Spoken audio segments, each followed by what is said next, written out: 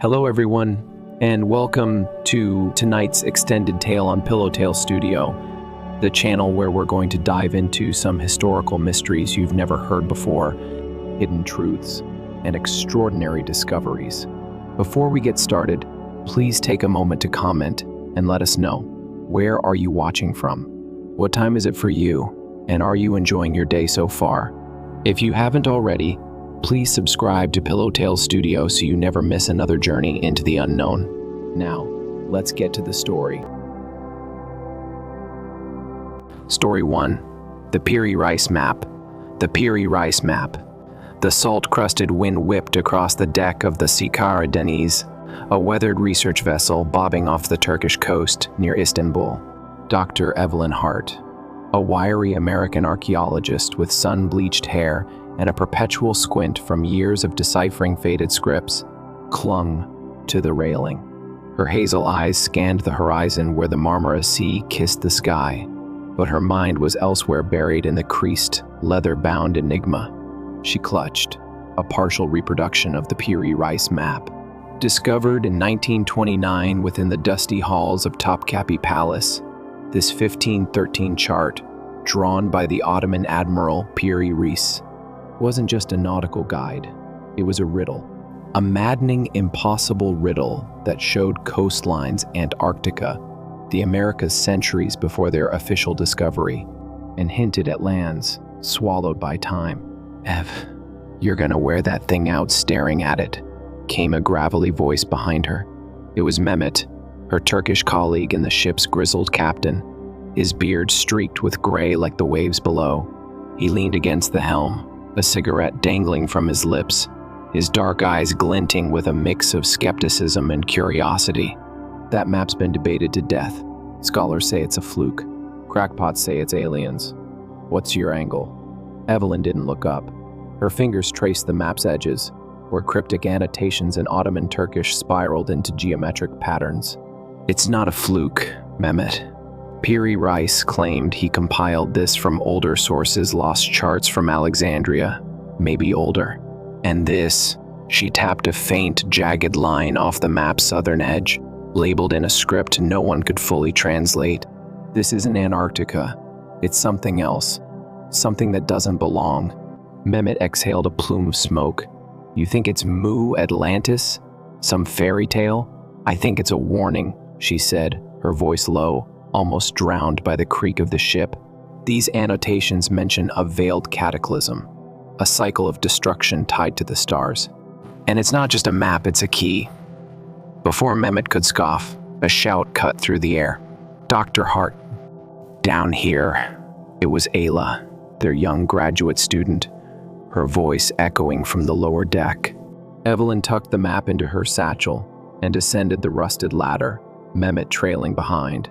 Below, Ayla stood over a sonar screen, her hijab framing a face lit with excitement. "Look at this," she said, pointing to a blip pulsing on the display. "It's 30 meters down. Too regular to be natural." Evelyn's pulse quickened. "A structure? Or a wreck?" Mehmet muttered. "Plenty of those around here."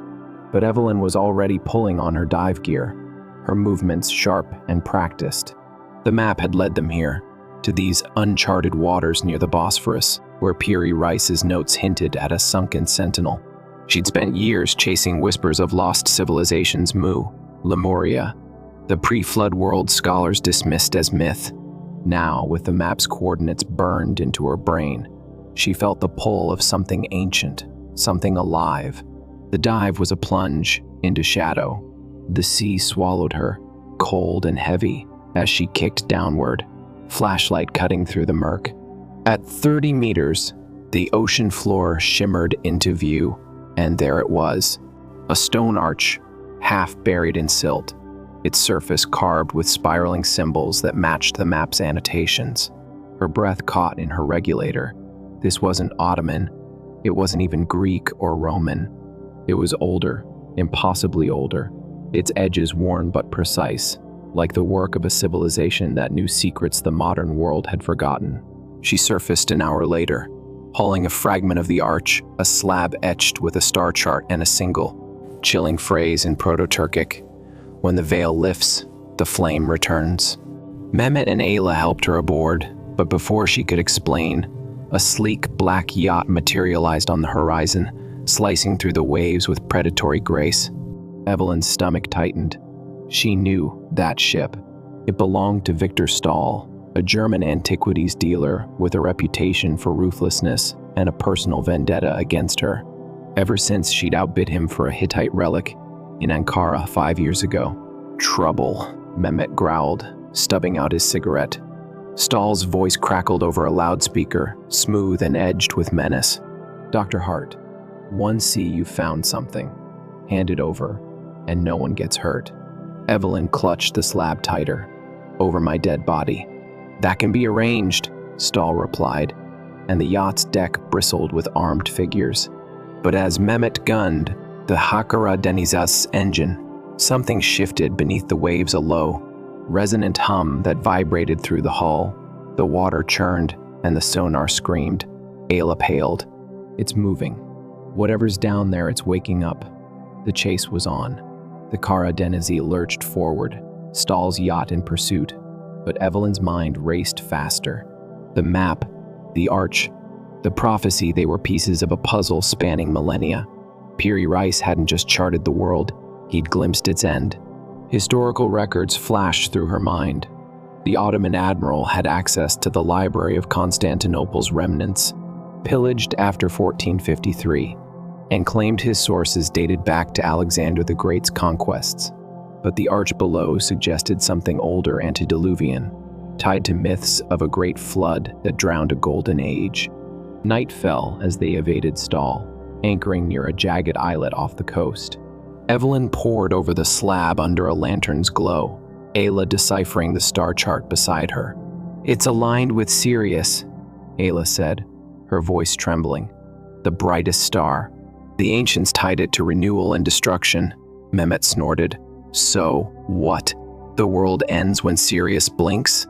"No," Evelyn said, piecing it together. "It's a timer. The map and this slab, they're tracking a celestial event, the veiled cataclysm. And if I'm right, it's close." A shadow loomed over them. Stahl's men had boarded silently, guns gleaming in the moonlight. Victor himself stepped forward, tall and pale, his gray eyes cold as steel. "You've always been too clever, Evelyn. Give me the slab, or I'll take it from your corpse." Before she could respond, the sea erupted. A pillar of water shot skyward, and from its depths rose a structure towers of black stone, spiraling like the map's symbols, glowing with an eerie blue light. The air thickened with a sound like distant thunder, and the slab in Evelyn's hands pulsed, its carvings flaring to life. Stahl staggered back, his men shouting in panic, but Evelyn felt it, a presence, ancient and vast, stirring beneath the waves. A voice, not human, whispered through the wind. The veil lifts.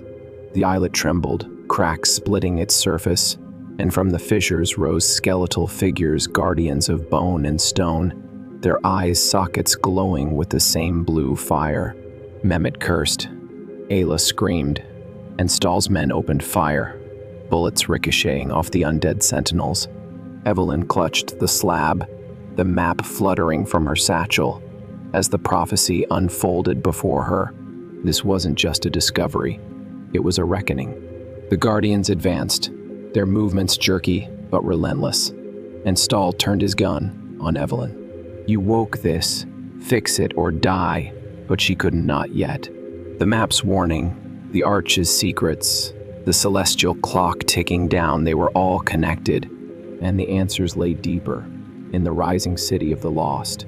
As the battle raged, the sea parted further, revealing a labyrinth of sunken streets and temples. A civilization erased by time, but not by fate. Evelyn's heart pounded. She'd found the source of Piri Rice's vision, a place that defied history, a place that held the key to the future. And it wasn't done with her yet. The skeletal guardians closed in, their bony claws scraping the islet's jagged stone as blue fire pulsed in their hollow skulls.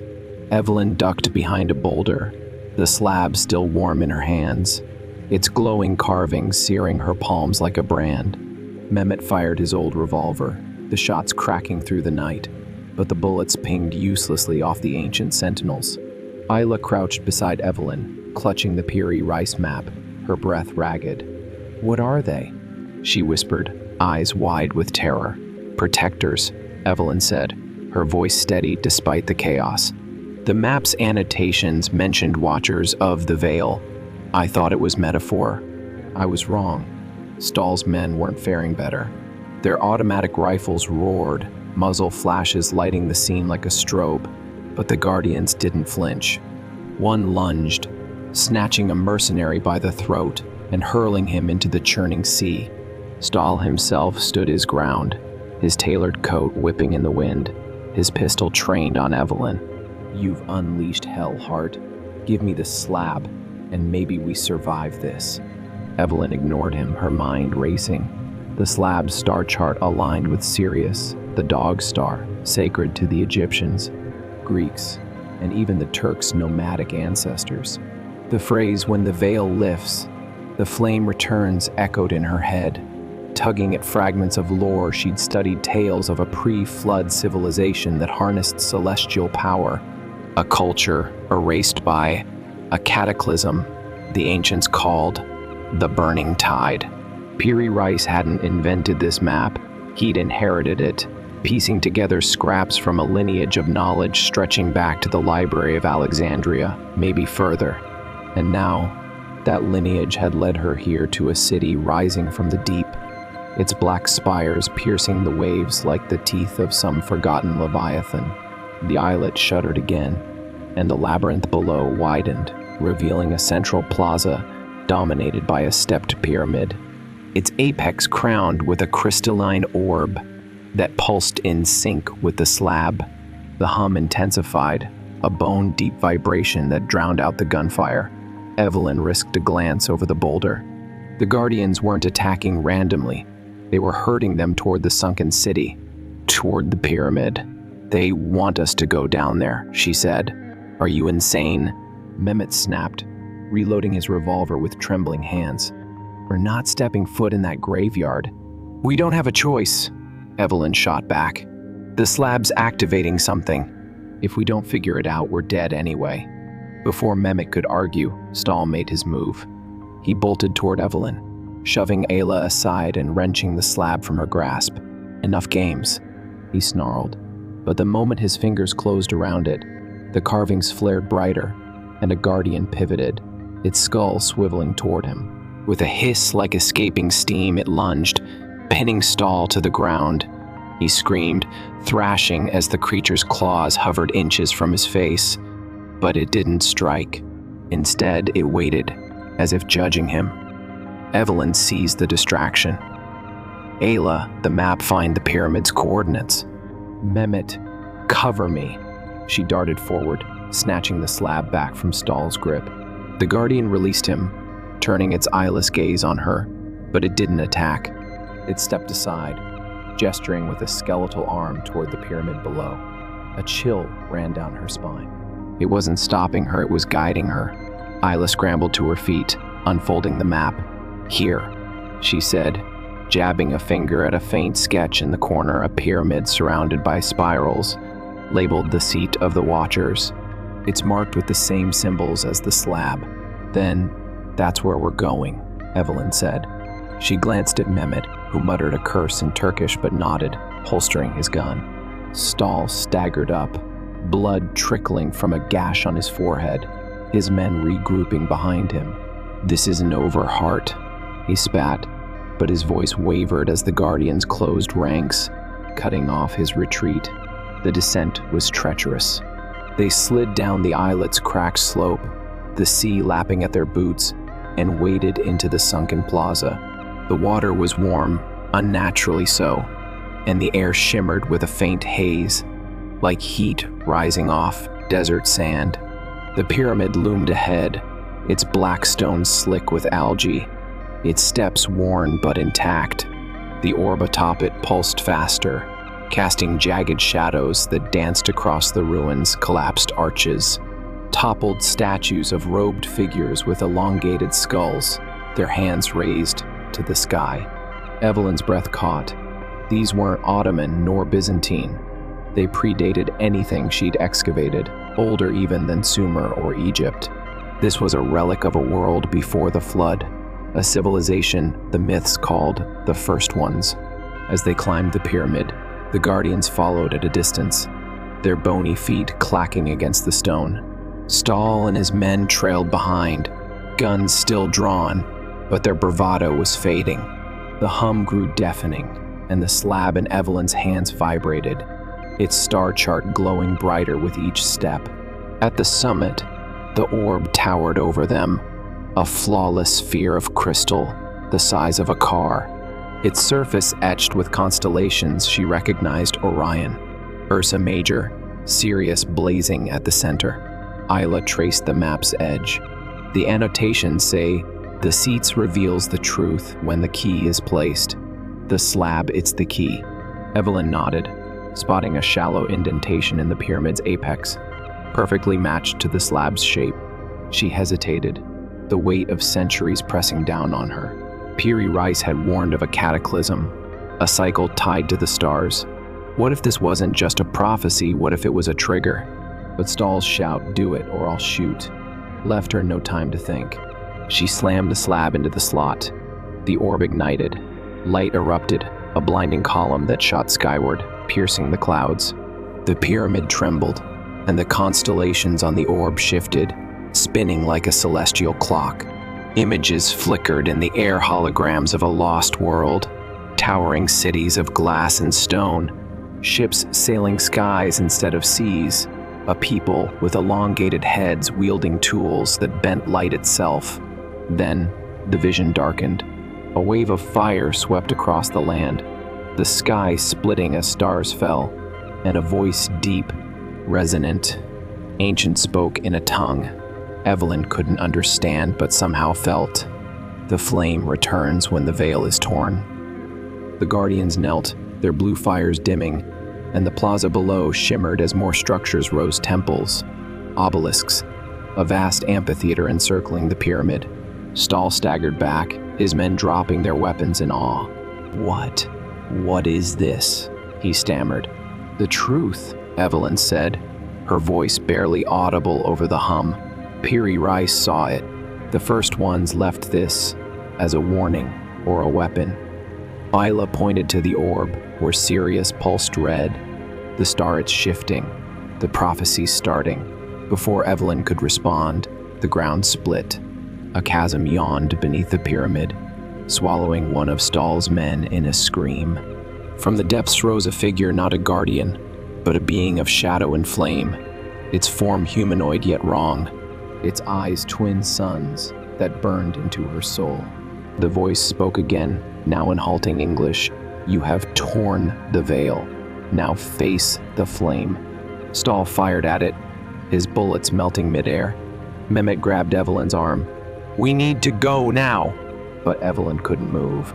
The figure advanced, the orb's light bending around it, and the slab cracked in its slot, fragments falling into the chasm. The city was waking, the prophecy unfolding, and she'd lit the fuse. The First One's legacy wasn't just a memory, it was alive, and it was angry. The shadow and flame figure towered over the pyramid's summit, its molten eyes searing the air as it advanced. Heat rolled off it in waves, singeing Evelyn's skin even from 10 feet away. The cracked slab smoked in its slot, the orb above spinning faster, its constellations a blur of light and portent. Mehmet yanked her arm again, his grip iron tight. "Ev, move. That thing's gonna roast us." But Evelyn's feet stayed rooted, her archaeologist's mind wrestling with the terror clawing her gut. This wasn't just a guardian, it was something else. Something the First Ones had feared enough to seal away. The Piri Rice map's cryptic warning, the veiled cataclysm, flashed through her thoughts, tangled with myths she'd dismissed as fanciful, the Sumerian tales of Anunnaki fire gods, the Greek Titanomachy where earth clashed with sky, the Turkish legends of Tengri's wrath scorching the steppe. This figure, it was the flame, the harbinger of the cycle's end. Ayla screamed as the chasm widened, the pyramid tilting beneath them. Stahl's remaining men bolted, scrambling down the steps, but the shadow thing raised a hand, and the air ignited. A wall of fire erupted around the plaza, trapping them all: Evelyn, Mehmet, Ayla, Stahl, and his dwindling crew in a ring of blistering heat. The mercenaries' shouts turned to shrieks as the skeletal guardians reawakened, dragging the stragglers into the flames. Stahl spun, his pistol trembling in his hand, his polished veneer cracking. "Hart, you idiot, you've doomed us. Shut up and think," Evelyn snapped, ducking as the figure's gaze swept over her. The orb's light pulsed in rhythm with its steps, and the holographic visions flared again, cities crumbling under a rain of meteors, oceans boiling, a star flaring red in a blackened sky. Sirius. The prophecy wasn't just foretelling doom, it was replaying it, a memory etched into the crystal by a civilization that had seen the end coming and couldn't stop it. The figure spoke again, its voice a furnace roar shaped into words. The key has spoken. The cycle turns. Who stands before the flame? Its burning eyes locked on Evelyn, and she felt it a pull, like a thread tugging at her soul, ancient and insistent. "She does," Stahl shouted, shoving Evelyn forward. She stumbled, the slab's fragments crunching under her boots, and the figure's hand shot out, stopping inches from her chest. Heat blasted her face, but it didn't strike. Instead, it tilted its head, as if testing her. Ayla clutched the map, her voice shaking but resolute. "The annotations, there's more. It says, the seat judges the worthy." "It's a trial, not a death sentence." "A trial?" Mehmet growled, wiping sweat from his brow. "That thing doesn't look like a damn judge." But Evelyn saw it now. The Guardians hadn't attacked her when she held the slab, and this creature hesitated. The first ones hadn't built this place to destroy. They'd built it to warn, to prepare. She straightened, meeting the figure's gaze despite the heat searing her lungs. "I'm Evelyn Hart. I found your key. Tell me what this is, what you are." The figure's flames dimmed slightly, its form solidifying into a silhouette of ash and ember, vaguely human, but stretched, like the statues below. "I am the Emberborn," it rumbled. "Voice of the first, keeper of the flame. The veil hid us, but you have torn it. The stars align. The burning tide rises." The tide? Evelyn pressed, her mind racing through historical floods, the Black Sea deluge 7,000 years ago, the biblical flood, the Epic of Gilgamesh. "You mean the cataclysm that sank your world?" "It sank us," the Emberborn said, "and it will sink you. The flame is the herald. The tide follows." It gestured to the orb, where Sirius burned crimson, its light bleeding into the night sky above. "When the dog star weeps, the earth drowns in fire and sea." Ayla gasped, pointing to the map. "Look, the southern edge. It's not just a coastline. It's a fault line, a tectonic seam. If it shifts, it triggers a global flood." Evelyn finished, her voice hollow. The Piri Rice map wasn't a treasure chart.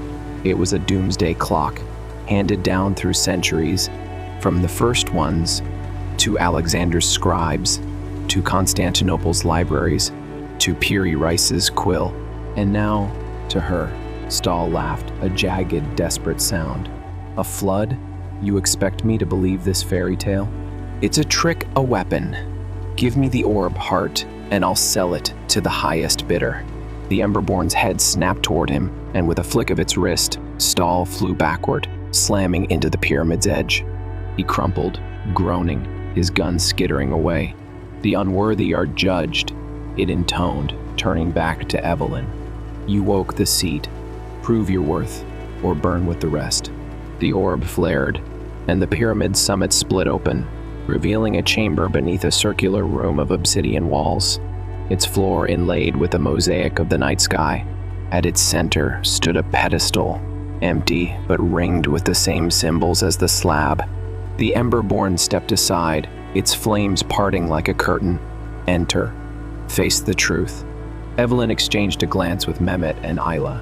Mehmet's jaw tightened, but he nodded. "I'm with you, Ev. Let's not die up here." Ayla clutched the map tighter, her resolve hardening. "We've come this far." They descended, the air cooling as they stepped into the chamber. The walls shimmered, reflecting the orb's light, and the mosaic beneath their feet glowed, mapping stars that hadn't shone in millennia. Evelyn's boots echoed on the stone, her heart pounding as the pedestal pulsed, beckoning her. She reached into her satchel, pulling out the map's tattered edge, the piece Ayla had marked with the pyramid sketch. It wasn't just a guide, it was the final key. She placed it on the pedestal, and the chamber roared to life. The walls projected a new vision, a council of the first ones, their elongated heads bowed, inscribing tablets as a red star loomed overhead. One spoke, her voice echoing through time. "The flame will test them. The worthy will mend the veil. The rest will drown." The image shifted blueprints of the pyramid, the orb a beacon meant to signal the stars, to delay the tide. But the council vanished in fire, their work unfinished, their warning buried until now. The pedestal sank, revealing a crystal shard, small but radiant, its facets mirroring the orb above. Evelyn lifted it, and the Emberborn's voice boomed from the entrance, the shard of delay. Wield it, or wield nothing. Before she could ask what it meant, the chamber shook.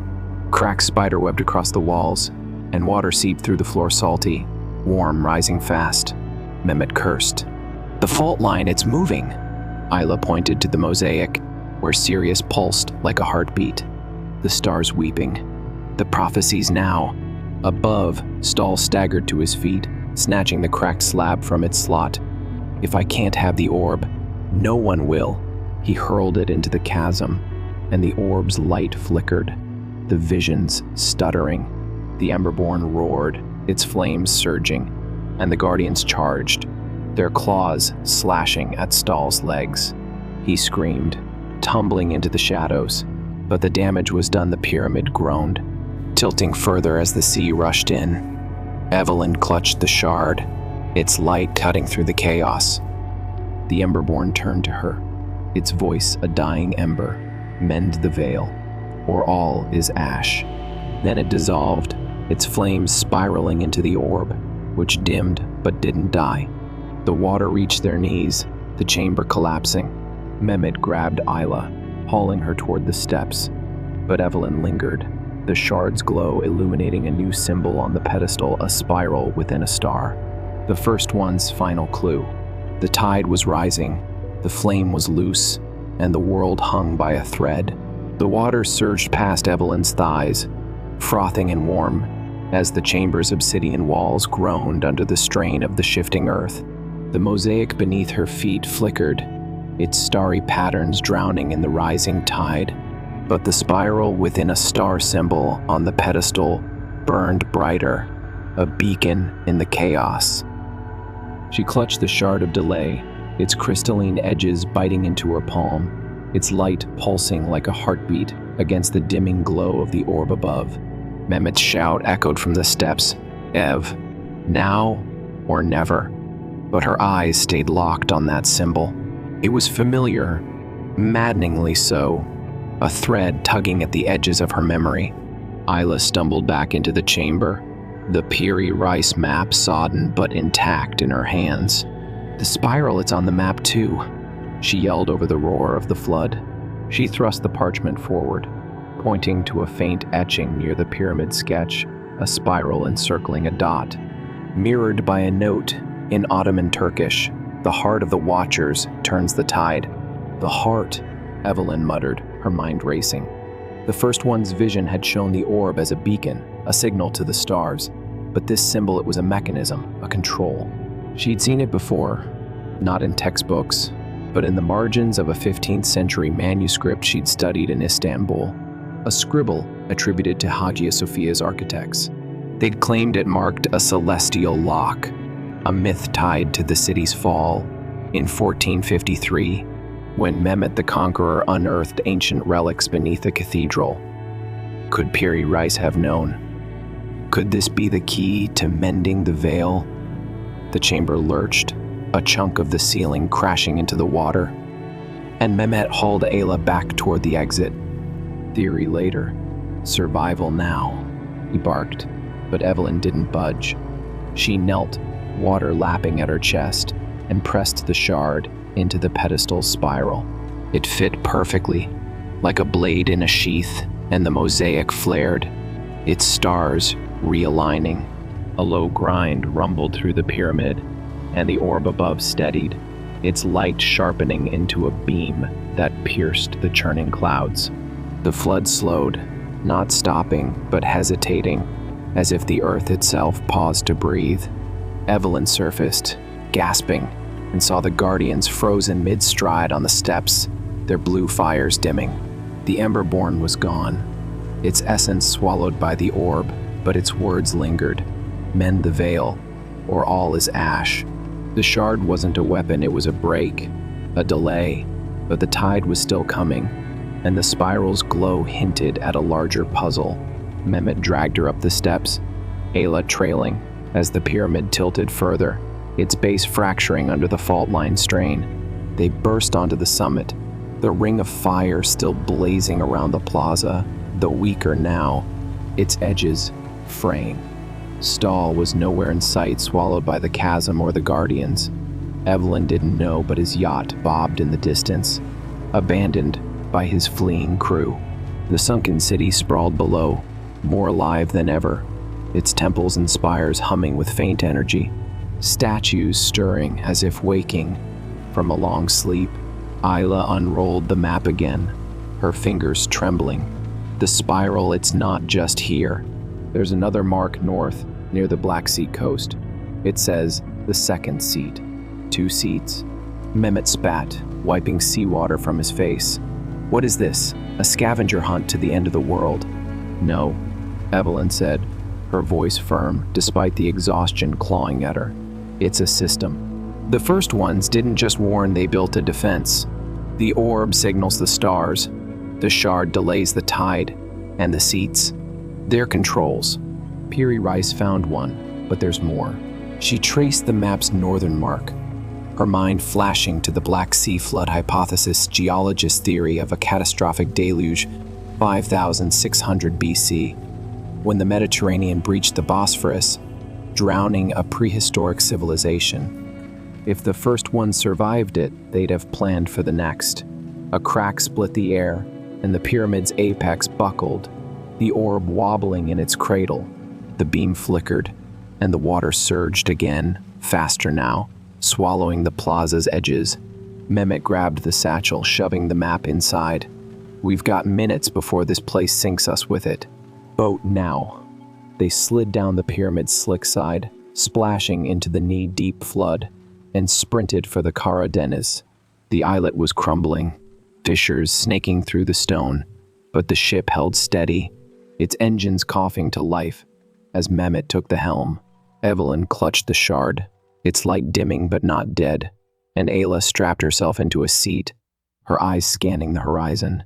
The second seat, how do we find it? The map, Evelyn said, her voice steely. Piri Rice didn't chart lost lands for fun. He was tracing the first one's footsteps. The Black Sea's our next stop. The Kara Deniz roared away from the sinking city, the pyramid's orb collapsing into the chasm with a final, mournful flash. The ring of fire died, and the sea swallowed the ruins, leaving only ripples and a faint hum in the air. But the sky god, the sky was wrong.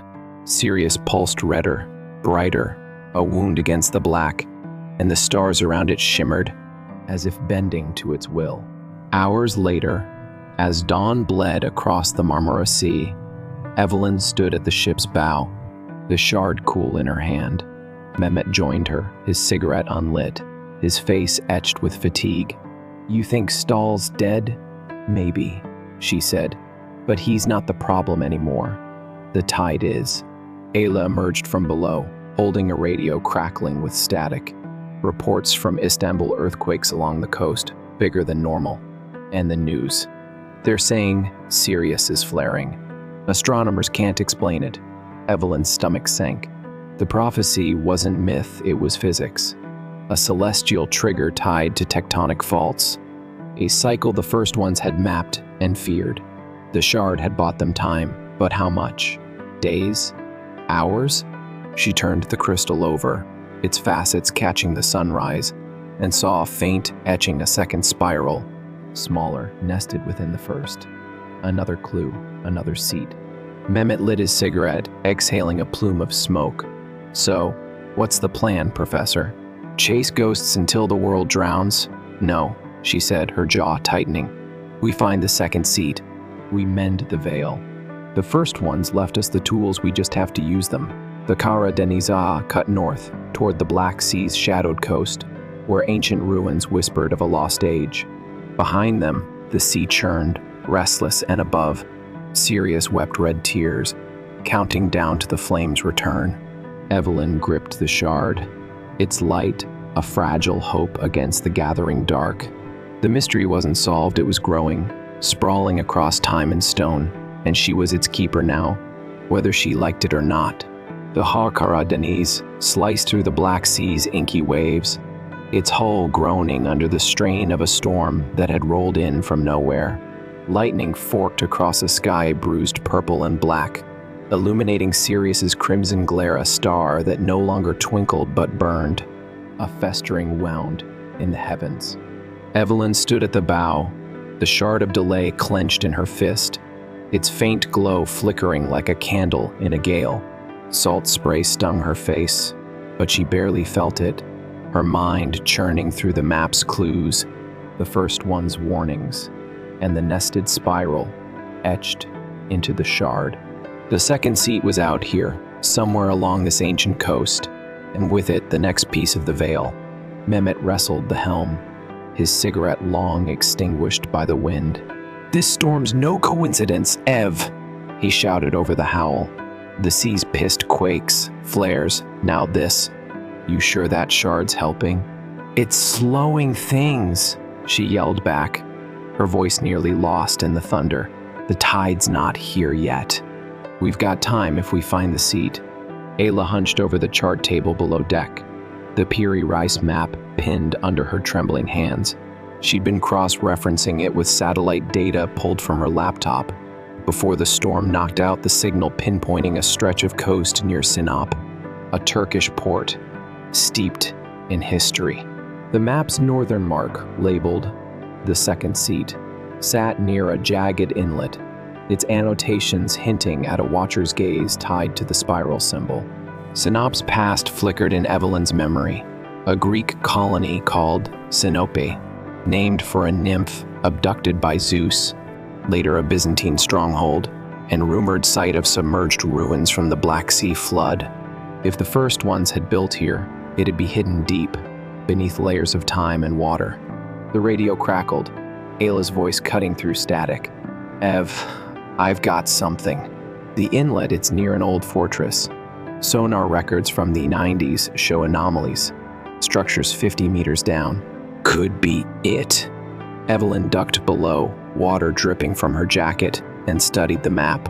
The spiral mark aligned with Ayla's coordinates, and the shard's nested etching pulsed faintly, as if sensing its twin. "That's our spot," she said. "Mehmet, get us there fast." The storm fought them every inch, waves slamming the Kara Denizai like fists, but Mehmet's years on these waters held true. By midnight, they anchored off the inlet, a crescent of cliffs looming through the rain, the fortress's crumbling silhouette perched atop like a sentinel. The sea here was calmer, unnaturally so, a pocket of stillness amid the tempest. Evelyn suited up for another dive, the shard tucked into a waterproof pouch, its light a steady pulse against her chest. "You're nuts," Mehmet grumbled, helping her with the oxygen tank. "Last dive woke a fire monster. What's this one gonna do?" "Save us," she said, her tone clipped but certain. The first ones didn't build this to lose. Ayla stayed aboard, monitoring the sonar, while Mehmet kept the ship steady. Evelyn plunged into the black, the cold biting through her wetsuit as she descended. At 50 meters, her flashlight caught at a stone dome, half buried in sediment. its surface carved with spirals and star charts mirroring the shard's design. A thrill shot through her, tempered by dread. This wasn't a ruin, it was a vault, intact and waiting. She found an entry, a circular hatch etched with the spiral within a star, and pressed the shard against it. The hatch shuddered, grinding open, and water rushed in, pulling her into a chamber that sealed behind her. Air hissed, the flood draining through unseen vents, and she stood, dripping, in a space untouched by millennia. The walls gleamed with obsidian, like the pyramid's chamber, but here the ceiling was a dome of crystal, refracting her flashlight into a kaleidoscope of stars. At the center rose a pillar, its top hollow, ringed with the same symbols as the first pedestal.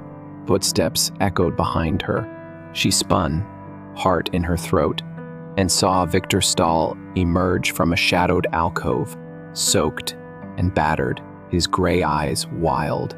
A jagged scar ran down his cheek, fresh from the pyramid's collapse, but he held a pistol, steady despite his limp. "You're predictable, Hart," he rasped. "Thought I'd drown, didn't you? How?" she demanded, stepping back. "Luck," he sneered. "Climbed aboard my yacht while your little crew played hero. Followed you here. That shard's mine now, handed over." "It's not a prize, Stahl," she said, tightening her grip on the pouch. "It's a tool. The world's cracking apart, and this," she gestured to the pillar, "is our shot to stop it." He laughed, a hollow sound. "Stop it, I'll sell it. Governments, cults, billionaires, they'll pay to control the end. Move." Before she could argue, the dome trembled, and the pillar glowed, its hollow top flaring with the same light as the shard. A voice not the Emberborn's, but softer, female, resonant, filled the chamber. The second seat wakes. The worthy mend, the unworthy break. The crystal ceiling shifted, projecting a vision, the first one's again, this time forging the shard in a furnace of starlight, their voices chanting as a red star, Sirius, loomed larger, triggering quakes that split their cities. A second shard gleamed in their hands, placed in a dome like this one, a network of seats linked to hold the tide at bay. Stahl lunged, slamming Evelyn against the pillar, his gun at her throat. "Enough fairy tales," he snarled, snatching the shard from her pouch. But as he raised it, the pillar's light surged, and the dome's floor cracked, revealing a chasm beneath a mirror to the pyramid's abyss. The voice spoke again, the unworthy break. The floor tilted, and Stahl stumbled, the shard slipping from his grasp. Evelyn dove, catching it just as the chasm widened, swallowing Stahl's scream as he fell. She scrambled back, pressing the shard into the pillar's hollow. The dome stabilized, the vision sharpening. The first one's network 3 seats, 3 shards, a trinity to seal the veil. The second shard's light joined the first, and above, the storm's roar dulled, Sirius's glare softening slightly, but the vision didn't end. A third seat flashed far west, in the Atlantic, near a sunken plateau. The voice whispered, "2 mend, but 3 seal." The tide stirs still. The pillar sank, revealing a second shard, twin to the first, its light steady but urgent. Evelyn grabbed it, her mind reeling. 2 seats down, 1 to go. The Black Sea vault hummed, its purpose fulfilled, but the sea outside churned louder, the fault lines restless. She surfaced, hauling herself aboard the Hara Denizo, and Mehmet pulled her up, his face pale. Storms easing, but the radio's screaming quakes in Greece, tsunamis off Portugal. "Whatever you did, it's not enough." Isla held up her laptop, a news feed flickering. "Sirius anomaly intensifies global seismic activity spikes." Evelyn showed them the second shard. "It's a network. 3 seats, 3 shards. The Atlantic's next." Mehmet groaned. "Across the damn ocean? With the world falling apart?" "We've got 2, Evelyn said, her voice iron. "The third seals it. The first ones didn't give up, neither will we." The Hara Denizo turned west, the Black Sea's cliffs fading into the mist. Sirius pulsed overhead, the tide's shadow lengthening, and Evelyn held the shards, their light a fragile shield against a breaking world. The third seat waited, buried in the deep, and with it, the final truth of the veil. The Hakara Deniz carved a lonely path across the Atlantic, its engine straining against the weight of a sea turned restless. Waves crashed higher than they should, tipped with foam that glowed faintly under a sky where Sirius blazed like a bloodshot eye. Evelyn stood at the stern, the two shards of delay cradled in her hands, their twin lights pulsing in sync, a fragile heartbeat against the world's unraveling. The air tasted of salt and ozone, thick with the promise of something vast and unstoppable. The third seat waited ahead, somewhere near the Azores. A sunken plateau whispered in myths as Atlantis' grave, and with it, the final key to mend the veil. Mehmet slumped at the helm, his grizzled face etched deeper by days without sleep. "We're running on fumes, Ev," he muttered, his voice rough as the sea. "Fuel, food, hope, pick one. This boat's not built for heroics. It's built for us," Evelyn said, her gaze fixed on the horizon. "The first ones didn't leave this fight to chance. Neither can we." Isla emerged from below, her laptop balanced on one arm, its screen flickering with static-laced maps. "The Azores Plateau. It's a tectonic hotspot," she said, her hijab damp with spray. The map's third mark lines up with a submerged ridge 50 miles west. Seismic data is off the charts, quakes every hour. "If the third seat's there, it's waking up." Evelyn nodded, tracing the nested spirals on the shards. The first one's vision had shown 3 seats, a trinity to seal the tide, but the Atlantic mark on the Piri Rice map bore a subtle difference, a triple spiral, a symbol she'd seen in Neolithic carvings from Ireland to Malta. It wasn't just a lock, it was a heart, a core. The Black Sea Vault had hinted at a network, a defense against a cycle older than history, perhaps the same cataclysm that sank Doggerland, flooded the Mediterranean, drowned the first one's golden age. Piri Rice had glimpsed it, piecing together fragments from a lineage of survivors, and now it fell to her to finish what they'd started. The dive came at dusk, the sky a bruise of red and black, Sirius's light casting long shadows across the waves. Evelyn descended alone, Mehmet too exhausted, Ayla too vital aboard her flashlight cutting through the abyss. At 80 meters, the ridge emerged, a plateau of basalt and coral, scarred by fissures, and at its center, a triangular temple, its 3 spires crowned with orbs like the pyramids, but larger, their surfaces etched with triple spirals. The shards thrummed against her chest, pulling her toward a central archway. Inside, the temple was a cathedral of stone and light, its walls alive with carving scenes of the first ones fleeing a burning sky, forging the shards in starlit forges, planting seats across the earth. A dais rose at the chamber's heart, 3 slots awaiting the shards, and above it hung a massive crystal, its facets refracting her light into a constellation that mirrored the night sky. But something moved in the shadows, a figure, not skeletal or flaming, but human, cloaked in robes of shimmering thread, its face hidden beneath a hood. "Who are you?" Evelyn demanded, her voice muffled by the regulator. The figure stepped forward, lowering its hood to reveal a woman, her features ageless, her eyes deep as the sea. "I am Lysara," she said, her voice echoing with a timbre that felt older than stone. "Last of the Watchers, keeper of the third seat. You bear the shards. Have you come to mend or to break?" Evelyn's breath caught. A survivor? No, impossible. The first ones were dust millennia ago. Yet Lysara's presence pulsed with the same energy as the shards, a living relic. "To mend?" Evelyn said. "The tide's rising. Sirius is flaring. We're out of time." Lysara's gaze softened, but her tone hardened. Time is the tide's weapon. The first ones foresaw this cycle every 10,000 years. The dog star aligns, the earth shifts, the flame heralds the flood. We built the seeds to delay it, to teach the next age. But we failed. Greed, war, hubris, we tore our own veil. Now, you stand at the precipice. Evelyn stepped closer, the shards warm in her hands. The other seats worked. The shards slowed it. "This one, it's the seal, isn't it?" Lysara nodded, gesturing to the dais. "Three mend the veil, but the third binds it. Place the shards and face the trial. The tide tests the heart, not the hand." Evelyn hesitated, the weight of Lysara's words sinking in. A trial not of strength, but of purpose. She thought of Mehmet's gruff loyalty, Ayla's quiet courage, the countless lives trembling on the edge of this prophecy. She placed the shards, one by one, into the slots, and the temple roared awake.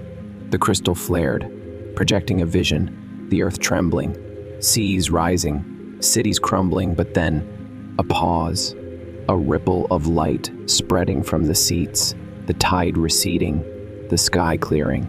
The triple spiral glowed, and Lysara's voice rang out.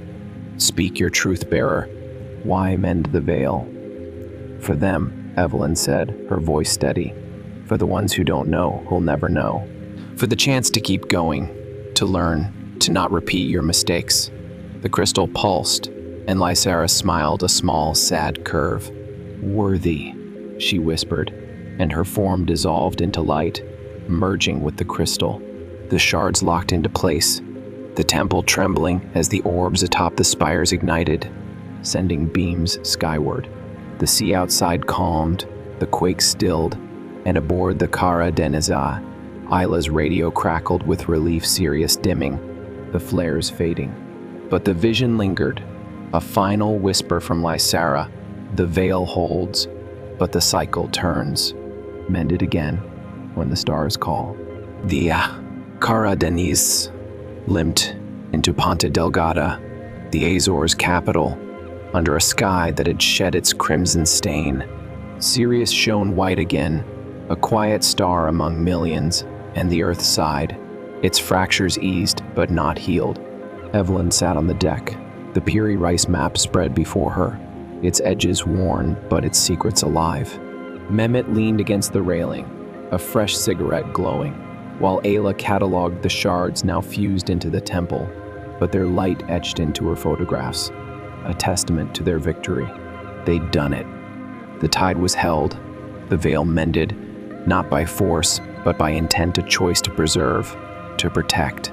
Evelyn traced the map's spirals, her fingers lingering on the triple mark. Lysara's words echoed. The cycle wasn't broken, only delayed. 10,000 years, maybe less, and the stars would call again. But that was the point, not an end, but a beginning, a chance handed down through time. Mehmet exhaled smoke, his voice soft. "Worth it, Ev? All this for a maybe?" She smiled, tired, but sure. "Yeah." It's not about stopping the end. It's about earning the next day. The first ones gave us that. We'll give it to someone else. Ayla looked up, her eyes bright. The map, it's not just a warning now. It's a promise. We'll teach it, study it, be ready. Evelyn nodded, folding the map with care.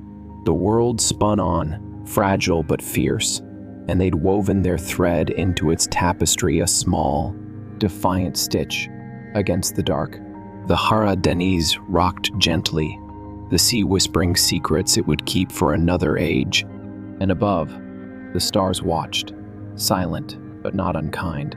The mystery wasn't solved, it was shared, a burden lightened by meaning, a story passed forward with hope.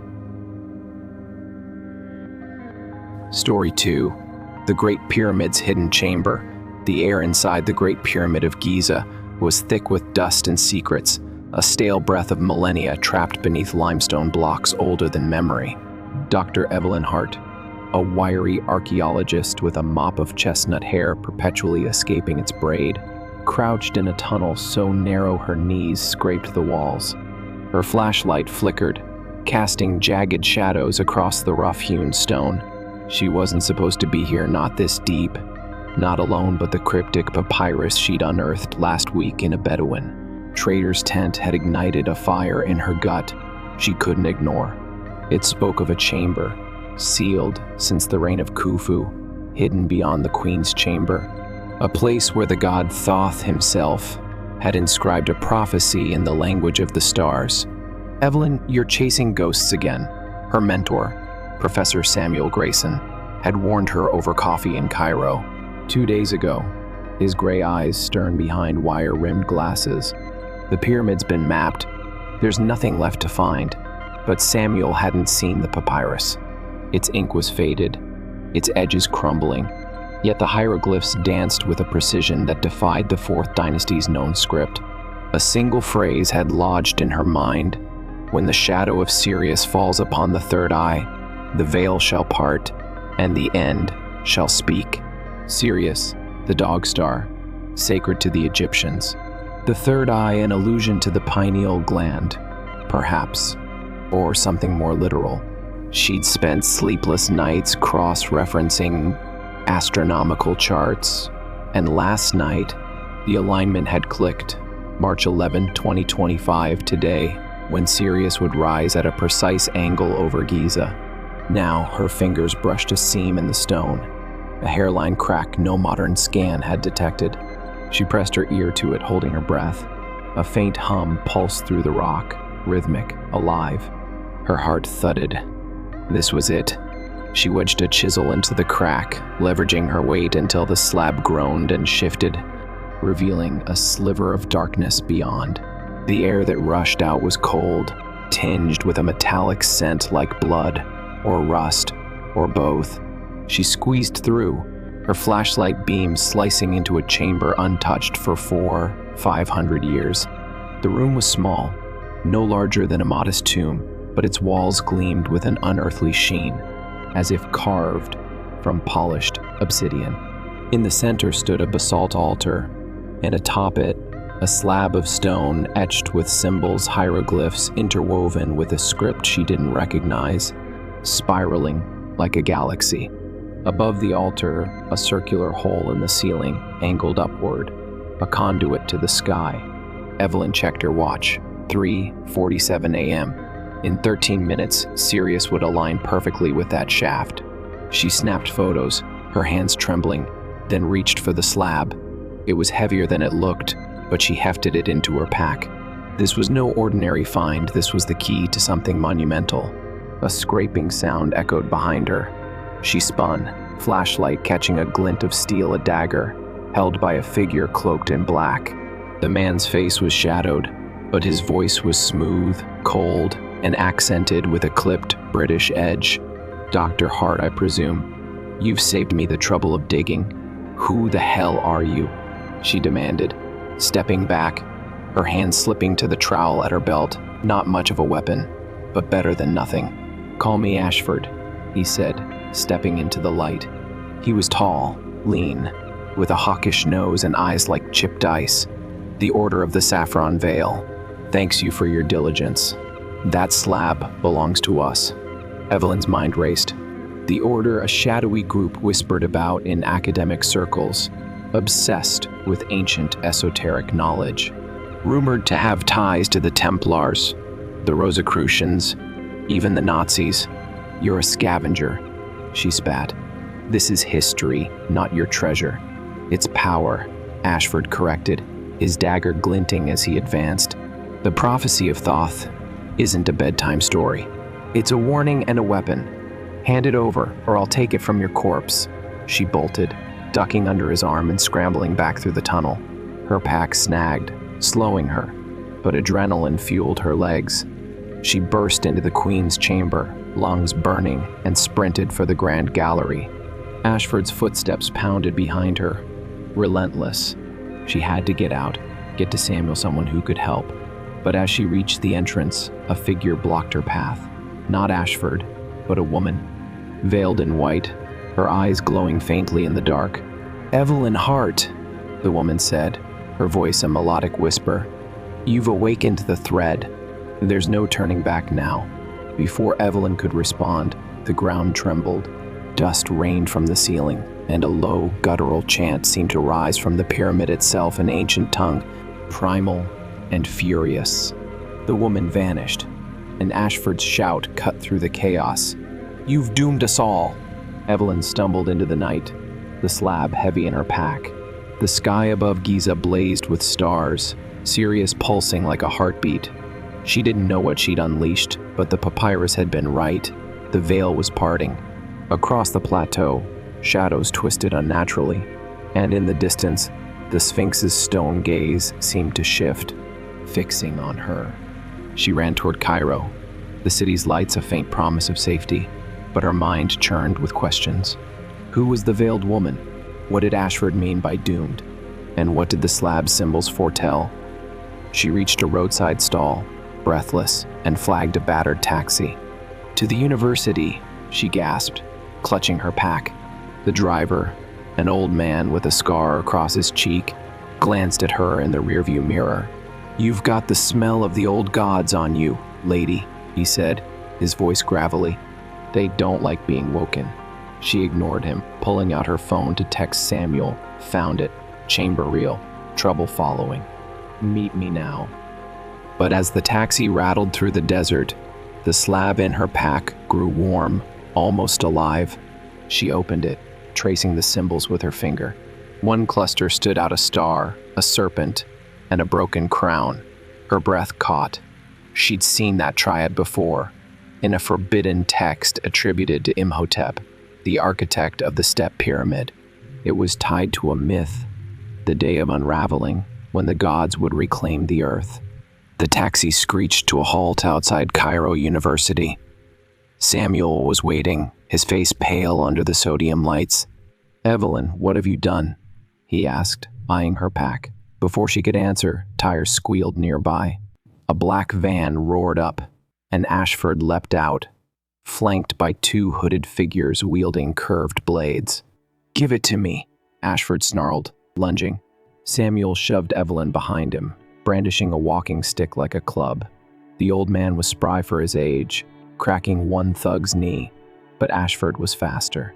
His dagger slashed Samuel's arm, and the professor crumpled with a groan. Evelyn swung her trowel, catching Ashford's jaw. He staggered, blood trickling from his lip, and she grabbed Samuel, dragging him toward the university's archaeology wing. They barricaded themselves in her office, her desk shoved against the door. Samuel clutched his bleeding arm, grimacing. "Tell me everything," he rasped. She spilled it all: the papyrus, the chamber, the slab, the prophecy.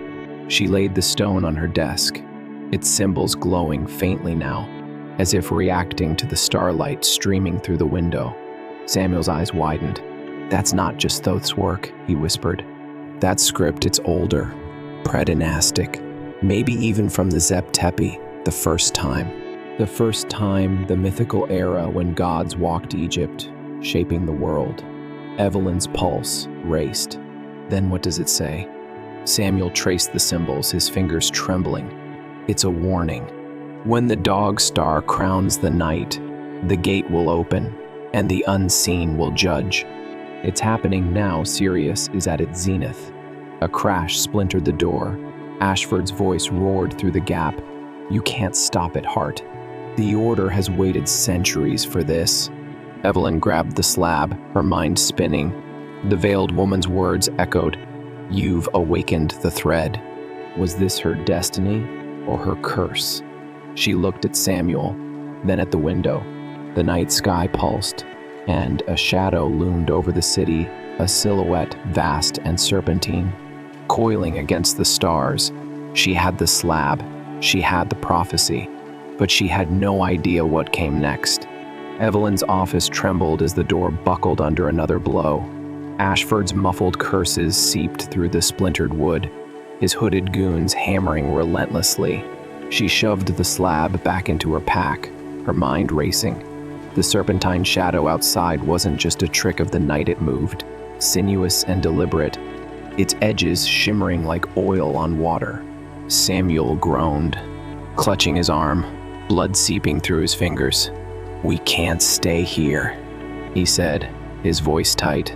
"If that's Apep out there, we're in deeper than I thought." Apep? Evelyn's breath hitched. The chaos serpent of Egyptian myth, devourer of the sun, eternal foe of Ra. She dismissed it as allegory until now. "You're saying that thing's real?" Samuel's eyes flicked to the window. The Zep Tepi texts mention a gate, a breach between worlds. If the prophecy's tied to it, Sirius might be the key or the trigger. He staggered to his feet, leaning on her desk. We need to get to the museum. There's a stele there, from Sakara. It might tell us how to stop this. The door cracked inward, a blade slicing through. Evelyn grabbed Samuel's good arm, hauling him toward the window. It was a 2-story drop, but a dumpster below might break their fall. Hold on, she said, smashing the glass with her trowel. The night air rushed in, sharp with desert chill, and that chant, the guttural hum from the pyramid, swelled louder, vibrating in her bones. She pushed Samuel out first, wincing as he landed with a thud and a curse. She followed, tumbling into rotting trash, the slab jabbing her ribs. Above, Ashford burst into the office, his silhouette framed against the broken window. "You can't outrun fate, Hart," he shouted, his dagger glinting as he signaled his men. Evelyn didn't wait to see their next move. She dragged Samuel up, and they stumbled through the alley, the shadow overhead coiling tighter, blotting out stars. Cairo's streets buzzed with late-night chaos vendors hawking falafel, horns blaring, but no one seemed to notice the thing in the sky. Not yet. The Egyptian Museum was 10 blocks away, its domed roof a beacon in the haze. Evelyn's legs burned, her pack a dead weight, but Samuel's words fueled her. A stele from Saqqara, the necropolis where Imhotep had built the step pyramid for Djoser. She'd seen it once, years ago, a weathered slab etched with star charts and invocations to Osiris. Could it hold answers? Her phone buzzed low battery, but a reply from Samuel's earlier text glowed. "On my way. Be careful." Too late for that. They reached the museum as sirens wailed in the distance. The shadow's presence was stirring something, panic maybe, or the city's ancient pulse waking up. Evelyn jimmied a side door with her trowel, her hands slick with sweat. Inside, the air was cool, heavy with the musk of papyrus and stone. She led Samuel to the old kingdom wing, her flashlight sweeping over glass cases, scarabs, canopic jars, a falcon-headed Horus glaring from a pedestal. The stele loomed ahead, 6 feet tall, its surface pitted but legible. Samuel sank against a wall, his face ashen. "Look for the serpent and star motif," he rasped. "It's the signature of the gate." Evelyn traced the carvings, her fingers brushing glyphs of Osiris dismembered, Isis weeping, and there a coiled serpent pierced by a star, beside a broken crown, the same triad from the slab. Below it, a line of text in archaic hieratic. "The unseen stirs when the dog star bleeds. Seal the gate with the blood of the scribe, or the world unravels." Her stomach dropped. Blood of the scribe Thoth, Imhotep, or her. A crash echoed from the entrance. Ashford's voice slithered through the halls. "You're wasting time, Hart. The Order knows the ritual. Give me the slab and I'll spare your mentor." Evelyn spun, gripping her trowel. "He's bluffing," she whispered to Samuel. "He needs it as much as we do." Samuel nodded, grim. "He's right about one thing, the ritual's real. The stele's incomplete, but the slab might finish it." "Check the symbols again." She pulled the slab from her pack, its glow brighter now, pulsing in sync with the chant outside. The spiral script shimmered, and as she aligned it with the stele's carvings, a pattern emerged, a map, crude but clear, marking a point beneath the Giza Plateau. The Sphinx, no deeper, under the pyramids themselves, a chamber no one had found or dared to. Footsteps closed in. Ashford appeared, flanked by his goons, his dagger stained with Samuel's blood. "Clever girl," he sneered, eyeing the slab. "But you're out of your depth. The Order's been tracking this since Napoleon looted the Rosetta Stone. We serve the unseen." "You serve a snake," Evelyn shot back, stepping in front of Samuel. "What's it promised you? Power? Immortality?" Ashford's smile was thin. "Order. The world's a mess wars, greed, chaos. The unseen will cleanse it, starting tonight." He lunged, faster than she'd expected. She parried with her trowel, metal clanging, but his strength drove her back. Samuel swung his stick, cracking Ashford's elbow. The villain hissed, retreating as his men advanced. Evelyn grabbed the slab and bolted, pulling Samuel with her. They wove through the museum, past mummies and sarcophagi, until she spotted a service stairwell. Down they went, into the basement, where crates of unprocessed artifacts loomed like silent sentinels. She barricaded the door with a box of pottery sherds, buying time. "We need to get under Giza," she said, panting. "The map, it's a ritual site. If we seal the gate, you'll need blood," Samuel cut in, wincing as he tied his shirt around his wound. "And a way to read the rest. The slab's alive, Evelyn. It's reacting to you." She stared at it, the warmth seeping into her palms. A memory flashed her first dig, a Bedouin elder calling her scribe born a jest about her knack for decoding texts. Was it more? Before she could dwell, the door shuddered. Ashford's men were relentless, and the chant outside grew deafening, a chorus of rage and hunger. "We've got no choice," she said, slinging her pack. "Back to Giza. Now." They slipped out a loading dock, the night alive, with chaos cars swerving, people shouting. The shadow now, a writhing mass overhead. A taxi screeched up, the same scarred driver from before.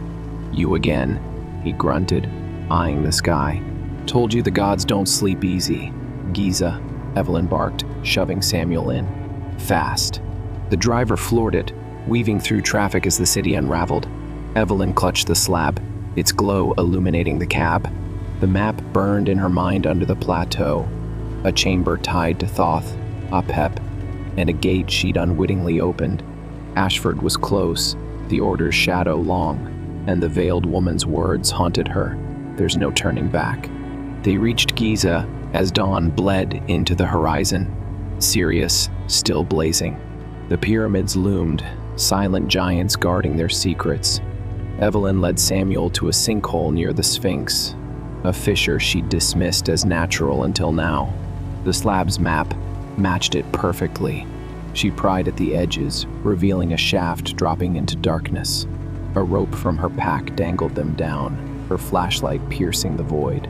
The chamber below was vast, its walls carved with constellations, Orion, Sirius, the Pleiades swirling around a central pit. In it, a pool of black liquid rippled, reflecting no light. The air thrummed with power, and the slab in her hands flared, its symbols shifting. Evelyn read aloud, her voice trembling. "By the scribe's blood, the gate is bound. By the star's fire, the unseen is drowned." A roar erupted from the pit. The liquid surged, forming tendrils. Apep, or its echo, clawing free.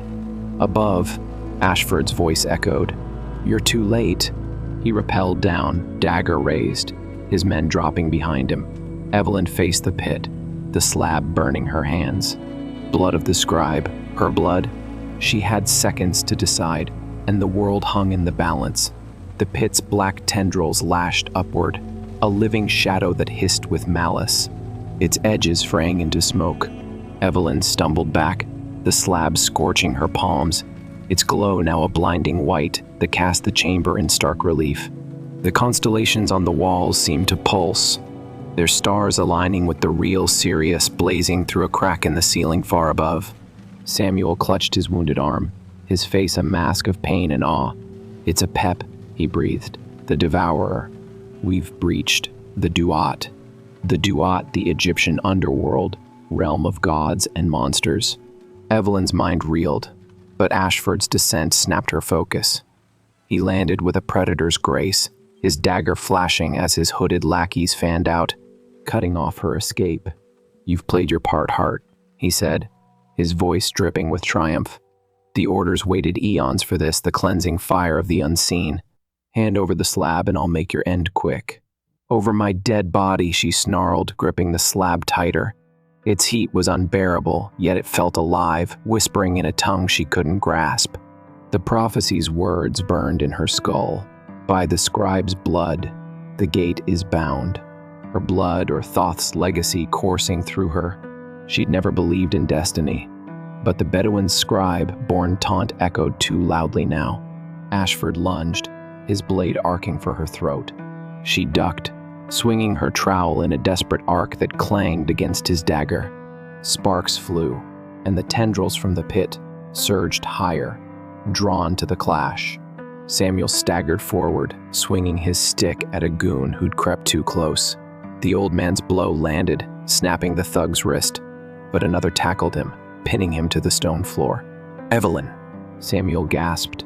"The ritual do it." She dodged Ashford's next strike, rolling toward the pit. The black pool churned, its surface bubbling as if something massive stirred beneath. She thrust the slab toward it, reciting the prophecy aloud. "By the star's fire, the unseen is drowned." The chamber quaked, dust raining from the ceiling, and the slab's glow flared, projecting a beam upward. It struck the Sirius-aligned crack, igniting it like a torch. A howl tore from the pit Apep's rage, primal and endless. Ashford grabbed her arm, wrenching her back. "You'll ruin everything!" he roared, his ice-blue eyes wild. "The world needs this order through chaos." His dagger plunged, grazing her shoulder. Pain seared through her, blood welling, and a drop hit the slab.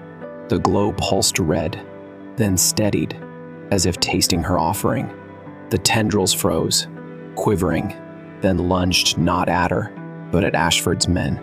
They screamed as the shadows engulfed them, dragging them into the pit. Ashford released her, staggering back, his face a mask of horror. "No, this isn't how it's meant to be," he shouted, slashing at the air as the tendrils turned on him. Evelyn seized the moment, scrambling to Samuel and hauling him free of the chaos. The slab's heat subsided, but its symbols shifted again, revealing more text beneath the spiral script. She squinted, translating on the fly. The scribe's blood wakes the guardian. The gate endures, but the thread remains. Guardian, thread. Before she could process it, a new sound rose, a low, resonant hum, distinct from Apep's fury. The chamber's walls shuddered, and a figure emerged from the pit's edge. Not shadow, but light. A man, tall and regal, his skin shimmering like polished bronze, a jackal-headed staff in hand. "Anubis," Samuel whispered, his voice trembling with reverence. The god of the dead, weigher of souls, stepped forward, his eyes twin flames in a canine mask. He didn't speak, but his gaze fixed on Evelyn, then the slab, then Ashford, who'd fallen to his knees, dagger clattering away. "You've meddled in the balance," Anubis said, his voice a rumble that shook the soul. "The unseen was bound, not summoned, yet the gate is breached." Evelyn's heart pounded. "I didn't mean to, I found the prophecy. I thought it was a warning." "It is," Anubis replied, his staff tapping the stone. The tendrils retreated, Apep's roar fading to a growl. "But warnings are blades double-edged. Your blood stirred the thread of fate. Now it unravels." Ashford lunged for the slab, desperation overriding fear. "The order commands this," he cried, but Anubis raised a hand. The air thickened, and Ashford froze mid-step, his body rigid, eyes bulging. The god's gaze returned to Evelyn. The scribe's line endures. "Seal the gate, or the duat spills forth." He vanished, leaving a silence so heavy it crushed her chest. The pit calmed, its surface still, but the slab pulsed anew, its map expanding lines snaking beyond Giza, toward Saqqara, Memphis, even the Nile's source. Samuel coughed, clutching her arm. "He's right," he said. "This isn't over." The Guardian's awake, but Apep's still there, waiting. Evelyn stared at the slab, her shoulder throbbing, blood staining her shirt. The prophecy wasn't a single event, it was a chain, and she'd forged the first link. Ashford twitched, released from Anubis's grip, and scrambled for his dagger. She kicked it away, planting her boot on his chest. "Who's the order really serving?" she demanded. "What's the cleansing?" He grinned, blood on his teeth. "You'll see. The unseen isn't Apep, it's older. Bigger." or just the heralds? A rumble shook the chamber, cracks spidering up the walls. The Sirius beam flickered, then died, dawn's light creeping in.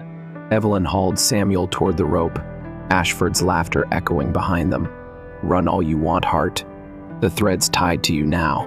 They climbed, her muscles screaming, and emerged into a Giza dawn streaked with crimson. The shadow was gone, but the air buzzed with uneasy birds, silent, wind still. The taxi driver waited, his scarred face grim. "Gods are awake," he muttered, starting the engine. "Where to?"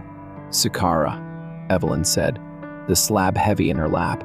The map's new lines pointed there, to Imhotep's domain, where the step pyramid brooded over sands hiding older secrets. Samuel slumped beside her, pale but alive. "We need answers," he murmured. "The stele, the slab their pieces, the order's not done."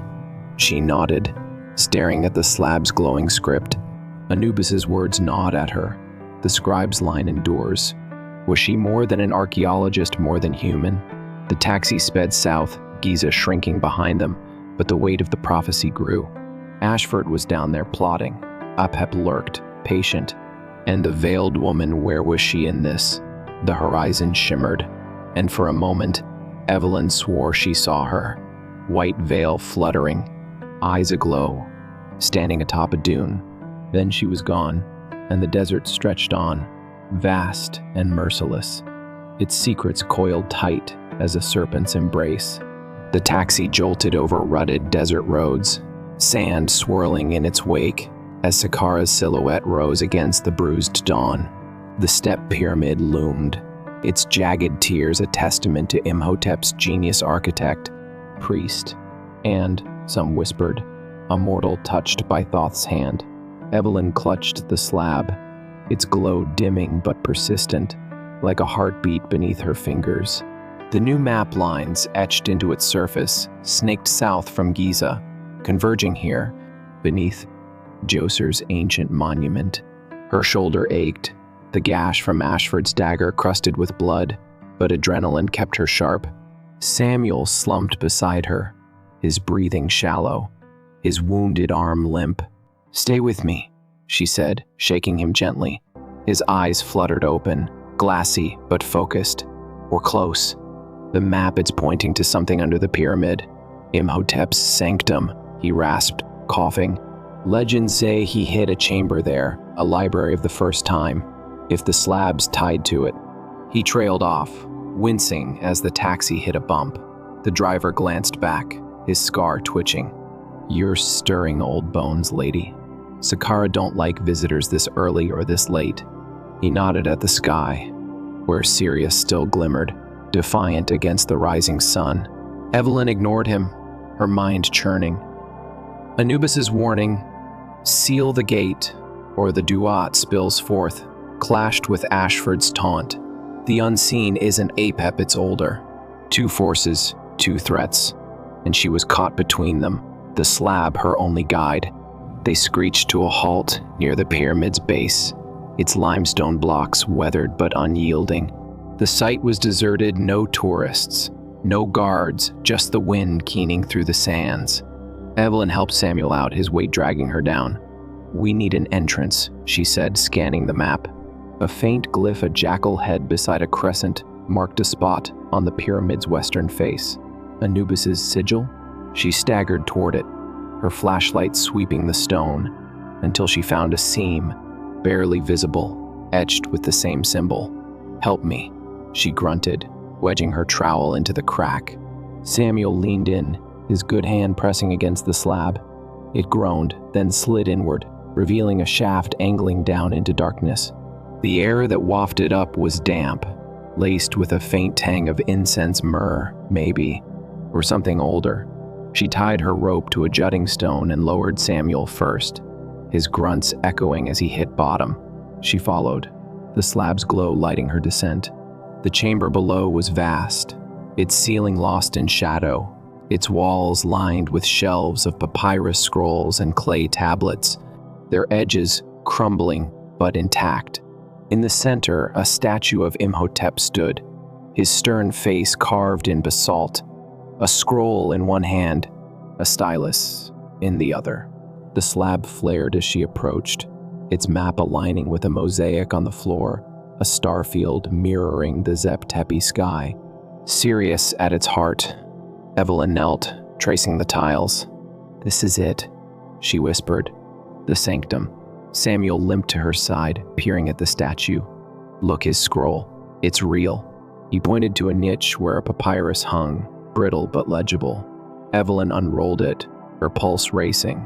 The text was in hieratic, dense with astronomical notations and a warning. When the scribe's blood stirs the thread, the gatekeeper rises, but the devourer waits. The unseen, born of the void before Ra, hungers beyond the stars. Seal it with the triad, or the world drowns. Below, a sketch showed 3 symbols: star, serpent, broken crown, the same from the slab. "The triad," she muttered. "It's a lock. But where's the key?" A rumble shook the chamber, scrolls tumbling from shelves. The mosaic cracked, and a fissure split the floor, oozing that same black liquid from Giza. Apep's echo, or something worse. Evelyn grabbed the papyrus, stuffing it into her pack with the slab. "We've got to move," she said, hauling Samuel toward the shaft. But a shadow fell across at Ashford, his face bruised but grinning, flanked by fresh order thugs in saffron robes. "Your predictable heart," he called, descending with a rope of his own. "The sanctum's ours now. The unseen demands its due." Evelyn's stomach twisted. "You're insane," she shouted, backing toward Imhotep's statue. "Apep nearly killed you back there. What's this unseen worth?" Ashford landed, his dagger gleaming. Apep's a pawn. The unseen predates the gods, predates creation. The Order's scrolls, stolen from Alexandria's ashes, name it NYX Khonsu, the night before light. It's Order incarnate, and it's coming. NYX Khonsu, a fusion of Greek and Egyptian myth, the primordial void wedded to the moon god. Evelyn's academic brain balked, but the pit's liquid surged, tendrils coiling toward Ashford's men. They chanted in a tongue she didn't know, their voices warping the air. The slab pulsed, and Imhotep's statue shifted, its eyes glowing green, a trap, or a defense. "Get down," she yelled, shoving Samuel behind it. The statue's stylus flared, firing a beam of light that incinerated 2 of Ashford's goons. He dove aside, cursing as the chamber trembled. The mosaic shattered fully, revealing a second pit, this one lined with obsidian, its depths shimmering with starlight, not shadow. A gate, but not to the Dua, to something beyond. Evelyn clutched the slab, its heat returning. The papyrus's triad glowed on its surface, and she pressed her bleeding shoulder to it, smearing crimson across the symbols. The pit's starlight flared, a voice echoing from it, not Anubis's, but a woman's, soft and ancient. "The thread binds you, scribe-born. Find the crown, or the night consumes all." The veiled woman. Ashford roared, charging her. She sidestepped, slamming the slab into his chest. He staggered, winded, and the pit's light pulsed, sucking in another of his men. "The crown!" he spat, recovering. "You've got no idea what's coming." The chamber buckled, stones falling. Evelyn grabbed Samuel, racing for the shaft as the pit widened, starlight and shadow clashing. They climbed, her arms screaming, and burst into daylight. The step pyramid loomed, cracks snaking up its tiers. The taxi waited, engine running. "Go!" she shouted, shoving Samuel in. The driver floored it, Sakara shrinking as dust clouded the rear view. She unrolled the papyrus again, hands shaking. A new line had appeared, faint but clear. The broken crown rests where the river bends, guarded by the lion's kin. The Nile source, Lake Victoria, and lion's kin sphinxes, or something older. Samuel coughed, his voice weak. "Memphis," he said, "the old capital. There's a sphinx there, and ruins. It's closer." Evelyn nodded, the slab warm against her chest. Ashford was alive, the Order relentless. and NYX Khonsu loomed beyond Apep's wrath. The veiled woman's voice lingered. Find the crown, and the desert stretched ahead, hiding answers in its sands. The taxi sped toward Memphis, the sun climbing, but the sky darkened, a shadow creeping from the south, vast and unstoppable. The taxi rattled toward Memphis, the ancient capital's ruins a faint smudge on the horizon.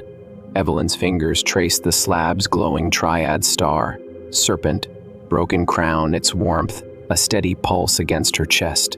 The papyrus's latest clue. The broken crown rests where the river bends, guarded by the lion's kin, gnawed at her. Memphis, once Egypt's heart, sat where the Nile fanned into its delta, a natural bend. The lion's kin could mean the alabaster sphinx, a relic of the old kingdom, or something deeper, perhaps Sekhmet, the lion-headed goddess of war and healing, whose temple once stood nearby. Samuel slumped beside her, his breathing ragged, but his eyes flickered with stubborn fire. "We're running out of time," he muttered. "That shadow, it's not stopping." She glanced out the window. The sky churned, a bruise of black and violet creeping north, swallowing the sun. NYX Khonsu, the night before light, wasn't just a myth, it was awake, and the Order's meddling had given it a foothold. Ashford's words stung. "We're just the heralds." Heralds of what? An end or a reckoning? The veiled woman's voice, "Find the crown now," felt like a lifeline, but Evelyn's shoulder throbbed, her blood staining the slab. Scribe born or not, she was human, fallible, and the weight of gods pressed hard. The driver's scar twitched as he spoke. "Memphis is cursed, you know. Floods, plagues, people say the old gods never left." He met her gaze in the rear view. "You smell like them now." "Keep driving," she snapped, but his words burrowed deep. The slab, the sanctum, Anubis's gaze, every step tied her tighter to a thread she hadn't woven. They reached Memphis. As the shadow loomed closer, the air thick with static.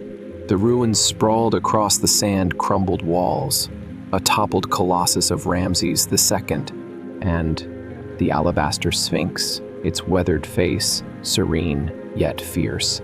Evelyn hauled Samuel out, her pack heavy with the slab and papyrus. "The sphinx," she said, pointing. "It's our best shot."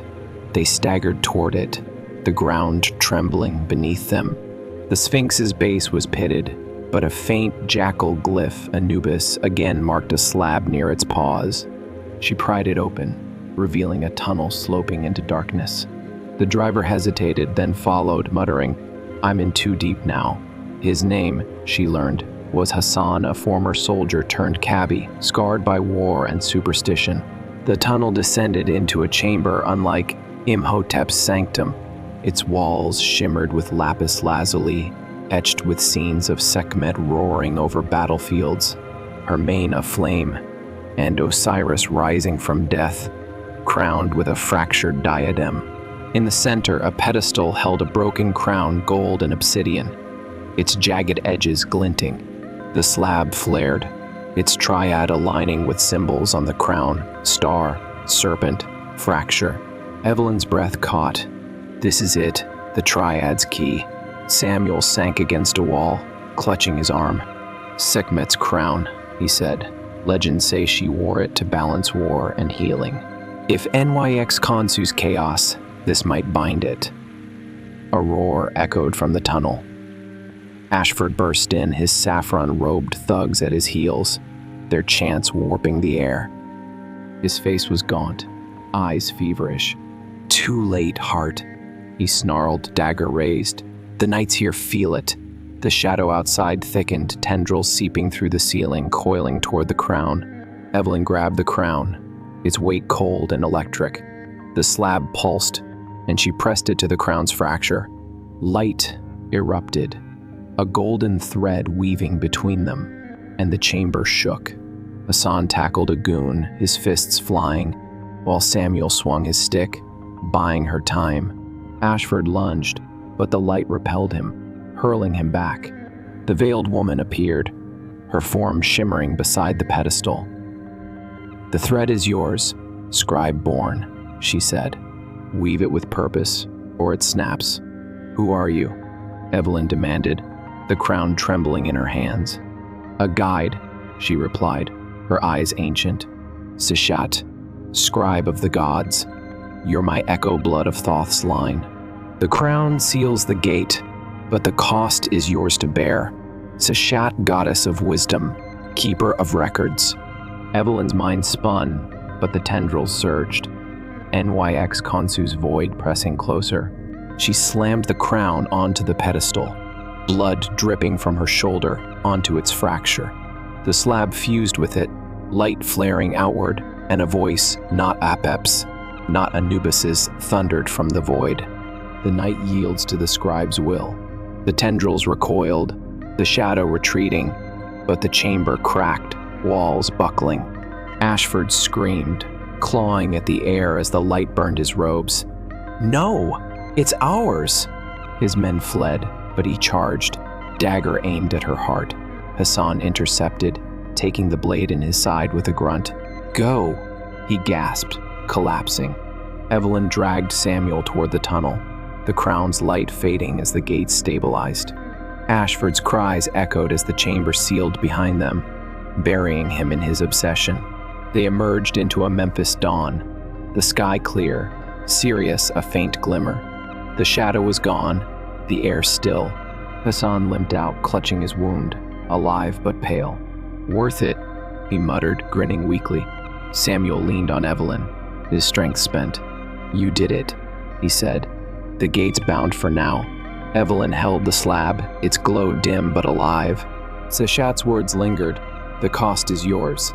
She'd sealed NYX Khonsu, but the thread endured, tying her to a legacy. She barely grasped. The crown was buried, the order broken, yet the desert whispered of more gates unopened, prophecies unwritten. Days later, Evelyn sat by the Nile, the slab beside her, its symbols dormant but warm. Samuel recovered in Cairo, Hassan at his side, their bond forged in blood and survival. The order's remnants scattered, Ashford's fate a mystery beneath Memphis's sands. She'd sent the papyrus to the museum, its secrets preserved, not exploited. The world spun on, unaware of the night she'd turned back. Sishat appeared one last time, her veil lifting to reveal a face both stern and kind. "You chose balance, not power," she said. "The scribe's gift is to record, not rule. Live it well." Evelyn nodded, peace settling in her chest. The crown hadn't just sealed a gate, it had healed a fracture, hers and the world's. She wasn't a god, just a woman who'd faced the void and found purpose beyond it. The Nile flowed, eternal yet renewed, and she smiled, knowing the thread wasn't a burden, but a bridge between past and future, chaos and hope. She rose, the slab in hand, ready to write her next chapter, not as a pawn of fate, but as its scribe. Story 3. The Pyramids of Giza's Hidden Chamber.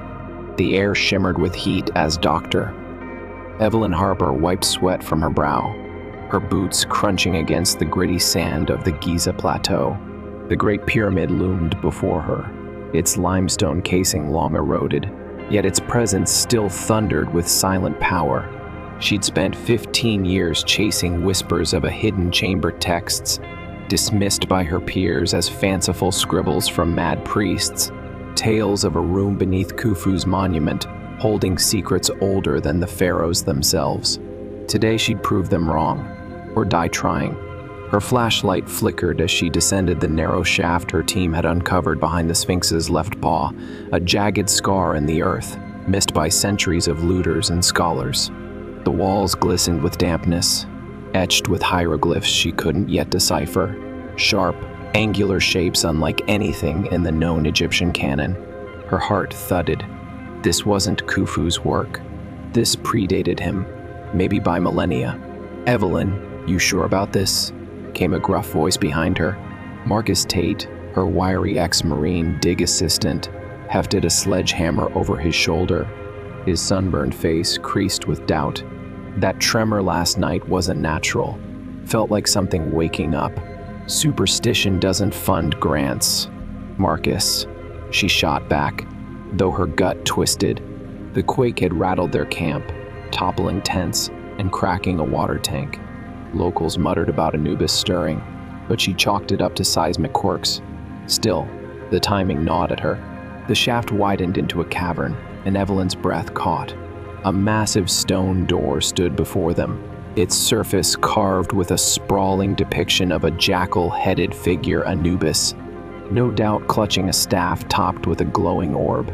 Below it, rows of text spiraled inward, a mix of hieroglyphs and an unfamiliar script that danced like flames across the rock. She traced a finger over the carvings, her pulse racing. This was it. The lost chamber. Looks like a warning, Marcus muttered, squinting at the jackal's snarl. Or a lock. Then we'll pick it, Evelyn said, pulling a worn leather journal from her satchel. It was her father's, a disgraced archaeologist, who'd vanished chasing this same myth. His note spoke of a key of ages, a relic tied to the chamber, rumored to unlock truths the ancients feared. She'd found no key, but she had dynamite. Before she could signal Marcus, a shadow flickered at the cavern's edge. She spun, flashlight beam slicing through the dark, landing on a figure cloaked in black robes. His face was obscured, but his voice rasped like sandpaper. You trespass on sacred ground, Dr. Harper. The chamber is not yours to claim. Who the hell are you? Marcus barked, stepping forward, hammer raised. The stranger's hand shot up, and a gust of wind impossible in this sealed space slammed Marcus against the wall. He crumpled, groaning. Evelyn's blood ran cold. This wasn't some rival digger. This was something else. I am Kensu, keeper of the veil, the figure said, gliding closer. The prophecy within must not be loosed. Not yet. Prophecy? Evelyn's voice trembled, but she stood her ground. What prophecy? Kensu's hood shifted, revealing eyes like burning embers. The reckoning of dust, a foretelling from before the gods walked Egypt. It speaks of a time when the sky bleeds and the earth splits, a time you hasten with your greed. Her mind raced. The texts her father had translated mentioned a dust of judgment, but she'd assumed it was metaphor. Now, staring into those unearthly eyes, she wasn't sure. I'm not here for power, she said. I'm here for truth. Then you are a fool, Kensu hissed. Truth is a blade, and you are not ready to wield it. Before she could retort, the ground quaked again, harder this time. Cracks spiderwebbed across the stone door, and a low hum filled the air, vibrating in her bones. Kensu's form wavered, as if the tremor pained him. You've woken it, he snarled, then vanished into shadow. The door groaned, splitting open with a sound like thunder. Dust billowed out, stinging Evelyn's eyes as she stumbled forward, Marcus coughing behind her. Beyond the threshold lay a chamber vast and glittering, its walls lined with obsidian slabs etched in gold. At the center stood a sarcophagus, not ornate like a pharaoh's, but plain, weathered, as if carved from the earth itself. Above it hovered a sphere of light, pulsing like a heartbeat. Evelyn, what the hell is that? Marcus wheezed, hauling himself up. She didn't answer, drawn to the sarcophagus. Its lid was ajar, revealing not a mummy, but a stack of clay tablets, their surfaces crawling with that same fiery script. She lifted one, hands shaking. The words shimmered, shifting before her eyes, and for a moment, she saw a vision of crimson skies, rivers boiling, cities swallowed by sand. A voice echoed in her skull, ancient and vast. The dust rises when the unworthy seek. She dropped the tablet, gasping, it's real. The prophecy, it's real. Footsteps echoed behind them. She turned to see a dozen figures in dark robes, more keepers. She guessed emerging from the shaft. But they weren't alone. A man stepped forward, his silver hair glinting, his smirk sharp as a blade. Dr. Victor Crane, her old mentor turned rival, who'd mocked her father's theories and tried to steal her grants. Impressive, Evelyn, Crane said, clapping slowly. You've done the hard work. Now step aside. You're with them? She spat, nodding at the robed figures. They have their uses, Crane replied. And I have mine. That prophecy? It's not just words. It's power. Imagine rewriting history or ending it. Marcus lunged, but a keeper's staff cracked against his skull, dropping him cold. Evelyn backed toward the sarcophagus, mind spinning. Crane wanted the tablets, but Kensu's warning rang in her ears. Was this prophecy a weapon, a curse, or both? The sphere above pulsed brighter, and the air thickened with static. The tablets began to hum, their script glowing red. Crane's eyes widened. It's activating. Move! A keeper lunged for her, but the ground split beneath his feet, swallowing him in a plume of dust. The chamber shuddered, obsidian slabs cracking, gold melting into rivulets. Evelyn grabbed Marcus, dragging him back as Crane shouted orders, his men scrambling for the tablets. Then she saw it etched on the sarcophagus's base. A single line in her father's handwriting, "The key is blood." Her pulse skipped. He'd been here, and he'd left her the answer. She sliced her palm with a shard of obsidian, pressing it to the stone. The sphere flared, blinding, and a scream, not hers, tore through the chaos. When her vision cleared, Crane and his men were gone. The tablets scattered, the chamber silent but for a faint whisper. Not yet.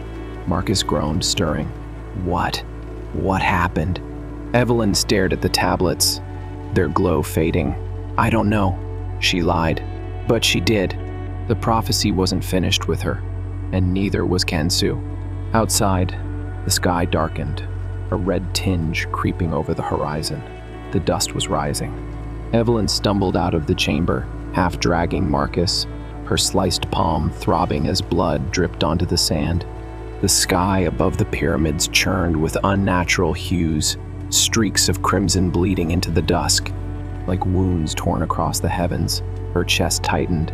Whatever she'd unleashed in that chamber wasn't done with her, and the weight of her father's cryptic message, "The key is blood," pressed against her mind like a vice.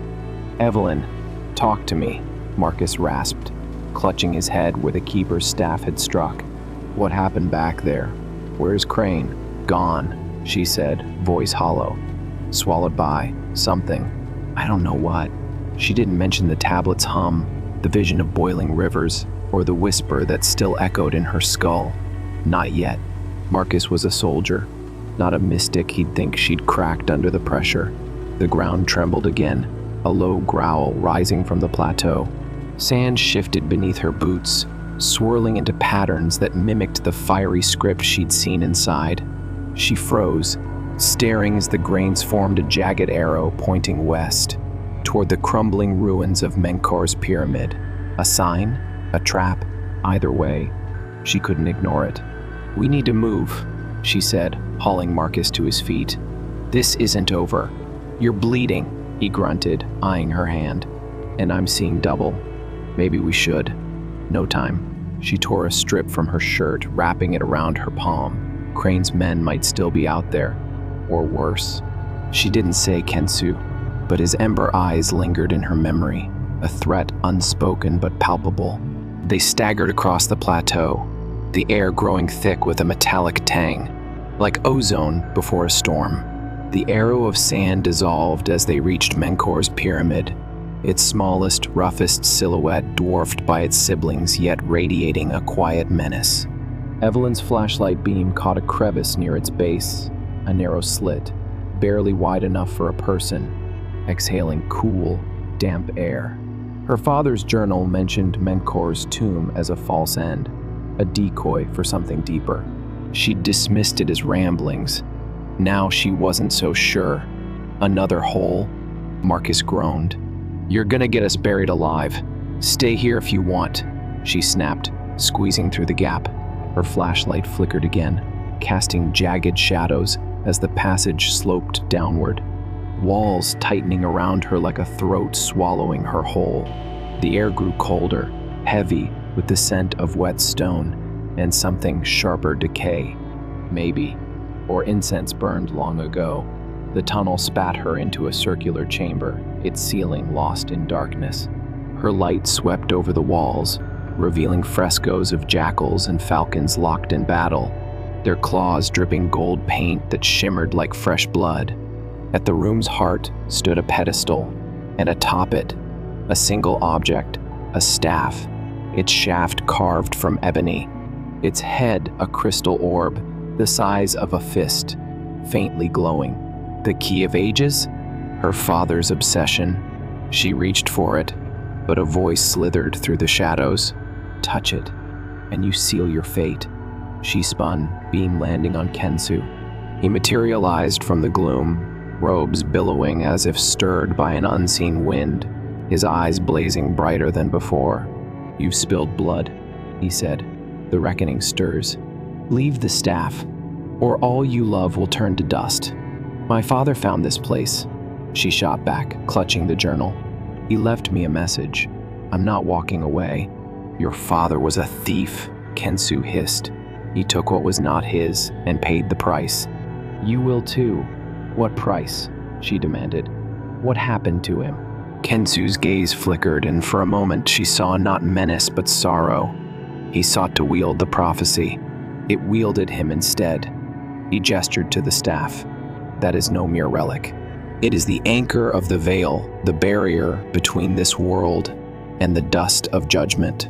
Break it, and the god's wrath spills free." Her mind reeled. The tablets, the visions, the staff, it all connected to some ancient cataclysm her father had stumbled into. But Crane's smug face flashed in her memory, his hunger for power. If he'd survived, he'd come for this too. She couldn't let him have it. Before she could decide, footsteps echoed behind her. Marcus burst in, panting, followed by a figure she hadn't expected, an old Bedouin woman, her face weathered like cracked leather, her eyes sharp as a hawk's. She carried a gnarled cane, and her voice was a dry whisper. "The keeper lies, girl. The staff is not a cage, it's a beacon. Who are you?" Evelyn demanded, caught between Kensu's glare and the woman's calm. "Call me Zara," she said. "I've watched this desert longer than you've breathed. Your father came to me once, seeking answers. I told him the truth. The prophecy isn't doom. It's a warning and a chance." "Silence, crone," Kensu roared, raising a hand. The air crackled, but Zara tapped her cane, and the energy fizzled, leaving him snarling. "You meddle in what you cannot grasp." "I grasp plenty," Zara retorted. "The reckoning isn't yours to hoard, Keeper. It's theirs to face." She nodded at Evelyn. Marcus edged closer, whispering, "Evelyn, this is nuts. We're in over our heads." "Maybe," she murmured, eyes locked on the staff. Its orb pulsed, syncing with her heartbeat. She felt it power, yes, but also a pull, like a thread tugging her toward something vast. Her father's blood had opened the chamber. Hers might unlock this. But to what end? A new sound cut through the standoff boots on stone. A dozen or more. Crane's voice rang out, smug and cold. Well, quite the party." He stepped into the chamber, flanked by his robed lackeys, a pistol gleaming in his hand. Behind him, the keepers hissed, but he waved them off. "Stand down, freaks. This is my show now." "You're alive," Evelyn said, voice flat, hiding her dread. "Disappointed?" Crane grinned. "That little light show back there was a setback, not a finale. Now, hand over the staff, or your friend here gets a bullet."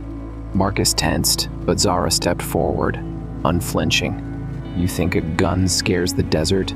Take it, and you'll choke on your own shadow." Crane laughed, aiming at her. "Old lady, I've had enough." The staff flared, a burst of light blinding them all. Evelyn lunged, grabbing it as the chamber quaked, frescoes cracking, dust raining from above. The orb burned in her grip, and that ancient voice boomed again. The unworthy burn, the seeker sees. Visions flooded her pyramid, sinking into sand, a red sun scorching the earth, a figure cloaked in stars holding this very staff aloft. When the light faded, Crane was on his knees, gasping, his men clutching their heads. Kensu flickered, his form unstable. while Zara watched with a faint smile. Evelyn gripped the staff, its weight grounding her even as her mind spun. The prophecy wasn't just words. It was alive, and it had chosen her. Outside, the crimson sky deepened, and a wind howled, carrying whispers of dust and ruin. Evelyn's fingers tightened around the staff, its ebony shaft thrumming against her palm like a living thing. The crystal orb pulsed, casting jagged shadows across the chamber, illuminating Crane's crumpled form and the dazed keepers clutching their robes. Zara's hawkish eyes glinted with approval, while Kensu's flickering silhouette radiated fury. The air buzzed with energy, thick and electric, as if the pyramid itself held its breath. What did you do?" Marcus stammered, shielding his eyes from the orb's glow. His voice trembled, but he edged closer, loyal despite the madness unfolding. "I don't know," Evelyn admitted, her own voice shaky. The staff felt alive, its power seeping into her, threading through her veins like molten gold. The vision lingered, pyramids sinking, a red sun blazing, that starry figure wielding this very relic. Was it a warning? A promise? Her father's blood had opened the chamber, hers had ignited this. But for what? Crane coughed, dragging himself upright, his silver hair plastered with sweat. "You idiot," he spat, voice raw. "You've got no idea what you're holding. That's not a toy, it's a goddamn trigger." "Shut up, Victor," Evelyn snapped, leveling the staff at him. The orb flared, and he flinched, raising his pistol with a trembling hand. "You wanted this for yourself. What's it do? Rewrite history? End it? Both," he sneered, regaining his footing. "Those tablets? The staff? They're pieces of a machine, a failsafe, from a civilization older than Egypt. The reckoning of dust isn't a fairy tale. It's a reset button, and I'm not letting you fumble it." "Older than Egypt?" Marcus cut in, incredulous. "What, like Atlantis? Older?" Zara interjected, her cane tapping the stone floor. "Before the sand swallowed them, the first ones built this land. Not pharaohs, not gods, something else. They saw the end coming and left a way to survive it, or destroy it." Kensu's form solidified, his ember eyes narrowing. "Lies," he hissed. "The first ones were heretics. They defied the natural order, and their hubris birthed the dust. The veil holds it back. Break it, and you drown the world." Evelyn's head spun. "First ones? A reset?" She glanced at the staff, its carvings shifting under her touch jackals. Stars, a spiraling sun. Her father's journal flashed in her mind, scribbled notes about the builders, a pre-dynastic race tied to the Sphinx's erosion, dismissed by every scholar she knew. Had he been right all along? Before she could process it, the chamber lurched. A crack split the pedestal, and the frescoed walls groaned, shedding flakes of gold and stone. The orb dimmed, then surged, bathing the room in crimson light. That ancient voice roared again. "The path opens where the unworthy fall." The floor beneath Crane buckled, and he screamed as it gave way, plunging him and two keepers into darkness. Dust billowed up, choking the air, and Evelyn stumbled back, Marcus grabbing her arm. "We gotta go," he yelled over the rumble. "No," she shouted, pulling free. "The answers are here." She swung the staff toward the crack, its light piercing the haze. Below, a tunnel yawned rough-hewn, ancient, its walls glinting with veins of quartz. A path. The prophecy wasn't just in the tablets or the staff, it was under Giza, waiting. Zara nodded, unfazed by the chaos. "The desert keeps its secrets deep. Follow it, girl. Your father did, and died for it," Kensu snarled, gliding toward her. "You will too." He raised a hand and the air thickened, shadows coiling like snakes. But Zara slammed her cane down, a shockwave rippling out, forcing him back. "Enough, Keeper," she barked. "You've guarded too long. Let her choose." Kensu's form wavered, then vanished with a guttural curse. Evelyn didn't wait, she leapt into the breach, staff in hand, Marcus cursing as he followed. Zara descended last, her movements eerily graceful for her age. The tunnel stretched downward, its walls pulsing with that same quartz glow, illuminating carvings of cities swallowed by sand, skies raining fire, and figures wielding staffs against a tide of dust. Evelyn's breath hitched. This wasn't Egyptian, this was primal, raw, a story etched by hands that predated hieroglyphs. The first ones. The passage widened into a cavern vast as a cathedral, its ceiling studded with stalactites that shimmered like stars. At its center stood a circular platform, ringed by 7 obsidian pillars, each topped with an orb like the staff's dull, unlit. In the platform's heart lay a shallow basin, its surface rippling with liquid silver. Mercury? No, something alive, reflecting her face back in fractured, shifting pieces. What is this place? Marcus whispered, his voice echoing. The heart of the veil, Zara said, stepping forward. We're the first ones, bound their fate to ours. The staff is the key, the basin the lock. Blood woke it. Will opens it. Evelyn approached the basin, staff trembling in her grip. The liquid swirled, forming shapes her father's face, eyes wide with fear, then Crane's, smirking, then her own, streaked with dust. The orb flared, and the pillars hummed, their orbs flickering to life. The cavern shook, stalactites crashing around them, and that voice thundered, "Seek," and the dust decides. A scream echoed from the tunnel Crane, battered but alive, clawing his way out, pistol raised. Behind him, keepers emerged, their robes torn, eyes glowing with rage. "You don't get to choose," he roared, firing. The bullet grazed Evelyn's shoulder, and she staggered, blood spattering the basin. The liquid ignited, a column of light erupting skyward, piercing the cavern roof. Sand poured in, and the pillars blazed, their orbs spinning like miniature suns. Marcus tackled Crane, fists flying, while Zara faced the keepers, her cane a blur of defiance. Evelyn clutched the staff, pain searing her arm, as the light resolved into a vision, a map of stars, cities lost to time, and a date, March 11, 2025. Today, her stomach dropped. The prophecy wasn't ancient history. It was now. The cavern buckled, walls splitting, and the basin's light pulsed red. Crane broke free, lunging for her, but the floor heaved, swallowing him again. The keepers howled, their forms dissolving into shadow, and Zara grabbed Evelyn's arm. "Hold it," she yelled. "The dust tests you."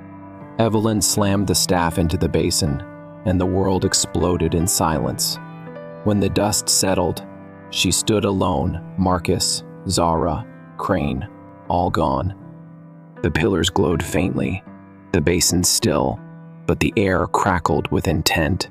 Above, the crimson sky peeked through the shattered roof, and a whisper brushed her ear. "The seeker walks, the unworthy wait." She gripped the staff, blood dripping, and stepped toward a new tunnel glowing in the cavern's depths. The mystery wasn't solved, it was just beginning. Evelyn's boots echoed in the new tunnel, the staff's faint glow her only guide through the suffocating dark. Her shoulder burned where Crane's bullet had grazed her, and her makeshift bandage soaked through, leaving a trail of crimson drops on the quartz street floor. The air hummed with a low, resonant pulse, like the heartbeat of something colossal stirring beneath the earth. She was alone now, Marcus, Zara, Crane, all snatched away by the cavern's collapse, or the prophecy's will. But the staff in her hand felt heavier, its orb flickering with purpose, urging her forward. The tunnel twisted, descending sharply, its walls tightening until she had to turn sideways, jagged stone scraping her arms. The carvings grew denser scenes of hooded figures raising staffs against a sky split by fire, cities crumbling into dunes, and a single, towering silhouette clutching an orb as dust devoured the horizon. Her breath quickened. These weren't just stories. They were memories, etched by the first ones. a race erased by time yet screaming to be heard. The passage spat her into a chamber unlike any before a dome of polished black stone, its ceiling a mosaic of constellations she didn't recognize, twinkling with embedded crystals. The floor sloped toward a central pit, where a sphere of liquid silver larger than the basin above churned, its surface alive with ripples that formed faces, landscapes, dates. March 11, 2025 pulsed again, then shifted. The dust rises when the stars align. Her gut clenched. Today wasn't a coincidence, it was a deadline. She stepped closer, staff raised, and the liquid mirrored her reflection, but older, weathered, eyes hollow with knowledge she didn't yet possess. The orb flared, and a voice not the ancient rumble, but her father's whispered through the chamber. "Evelyn, don't stop. The truth is deeper." "Dad," she croaked, spinning, but the dome was empty. The liquid swirled, showing him Dr. Jonathan Harper, gaunt and frantic, standing in this very room, scribbling in his journal as shadows closed in. Then it shifted, him pressing his hand to the sphere, blood dripping, and vanishing in a flash of light. Her throat tightened. He'd been here. He'd touched this, and he was gone. A scrape of boots broke her reverie. She whirled, staff glowing, as Crane staggered from a side tunnel, bloodied and wild-eyed, his pistol dangling from a shaking hand. "You're a stubborn bitch, Harper," he rasped, limping forward. "But I'm not done yet." "You should be," she snapped, aiming the staff. "The prophecy's not yours to steal." "It's not about stealing," he snarled, wiping blood from his lip. "It's about surviving. The first ones built this to outlast the dust, reset the world when it comes. I'm taking that chance. You're just playing hero." The sphere pulsed, and the constellations above shifted, aligning into a jagged spiral. The chamber quaked, dust sifting from the ceiling, and Crane lunged, slamming into her. They hit the floor hard, the staff skittering across the stone. Pain flared in her shoulder as he pinned her, his gun pressing against her temple. "Give it up," he growled. "You're out of your depth." She spat in his face, twisting free and kicking his knee. He howled, stumbling, and she dove for the staff, fingers brushing its shaft as the sphere erupted in light. The liquid rose, tendrils snaking upward, coiling around Crane. He screamed, thrashing as they dragged him toward the pit. "N-O-N-O-T, me." His gun fired wildly, bullets ricocheting off the walls until the silver swallowed him whole, his cries fading into silence. Evelyn clutched the staff, panting, as the liquid settled, showing Crane's face frozen, pleading before dissolving. The voice returned, the unworthy false. She shivered. The prophecy wasn't just a warning, it was a judge. Footsteps echoed again, softer this time. Zara emerged from the shadows, cane tapping, unscathed by the collapse. "You're tougher than your father," she said, a faint smile creasing her weathered face. He faltered here. "You didn't." "Where's Marcus?" Evelyn demanded, voice raw. "Alive," Zara replied. "The desert keeps its own, but he's not the seeker you are." Evelyn glared, exhaustion warring with resolve. "What am I seeking? Answers? Power? This thing," she shook the staff, "keeps talking, but it's all riddles." Zara gestured to the sphere. "Touch it, see." Against her better judgment, Evelyn approached, pressing her bleeding hand to the liquid. It burned, cold and hot at once, and the chamber dissolved. She stood atop a dune under a red sky, pyramids crumbling around her, dust swirling into humanoid shapes, jackals, falcons, lions marching toward a horizon ablaze with falling stars. The starry figure from her earlier vision loomed, staff raised, and spoke in her father's voice. "The dust tests the heart. Pass, and you wield it. Fail, and it wields you." The vision snapped back, leaving her gasping in the dome. The constellations spiraled faster, and the pit's liquid churned, spitting out a clay tablet etched with that fiery script, glowing red. She grabbed it, reading aloud as the words shifted into English. When the seventh star burns, the veil thins. The seeker's blood binds the dust, or frees it. Seventh star, she muttered, glancing up. One crystal in the mosaic flared brighter than the rest, then dimmed. A countdown? Zara's eyes narrowed. The alignment's begun. 7 days, maybe less. The first ones tied their fate to the heavens. Now it's yours.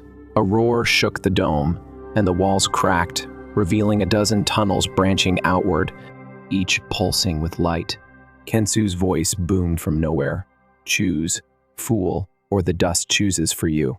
Shadows writhed in the passages, jackal eyes glinting, and the sphere flared, showing glimpses cities burning, oceans boiling, a staff splitting the sky. Evelyn's heart pounded. 7 days. 7 tunnels. The prophecy was a maze, and she was its runner. She turned to Zara. Which way? The old woman shrugged. Your father picked wrong. I can't choose for you. The tablet burned in her hand. The staff hummed, and the shadows closed in. She picked a tunnel, the one glowing faintest. Instinct screaming it hid more than it showed, and ran, Zara trailing behind.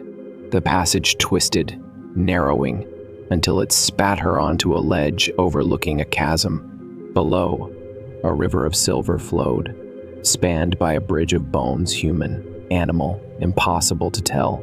Across it stood a gate, its surface carved with a sun swallowing stars. The air thickened, dust swirling, and Kensu materialized, blocking the bridge. Last chance, he snarled. Turn back, or face the reckoning. Evelyn raised the staff, its orb blazing.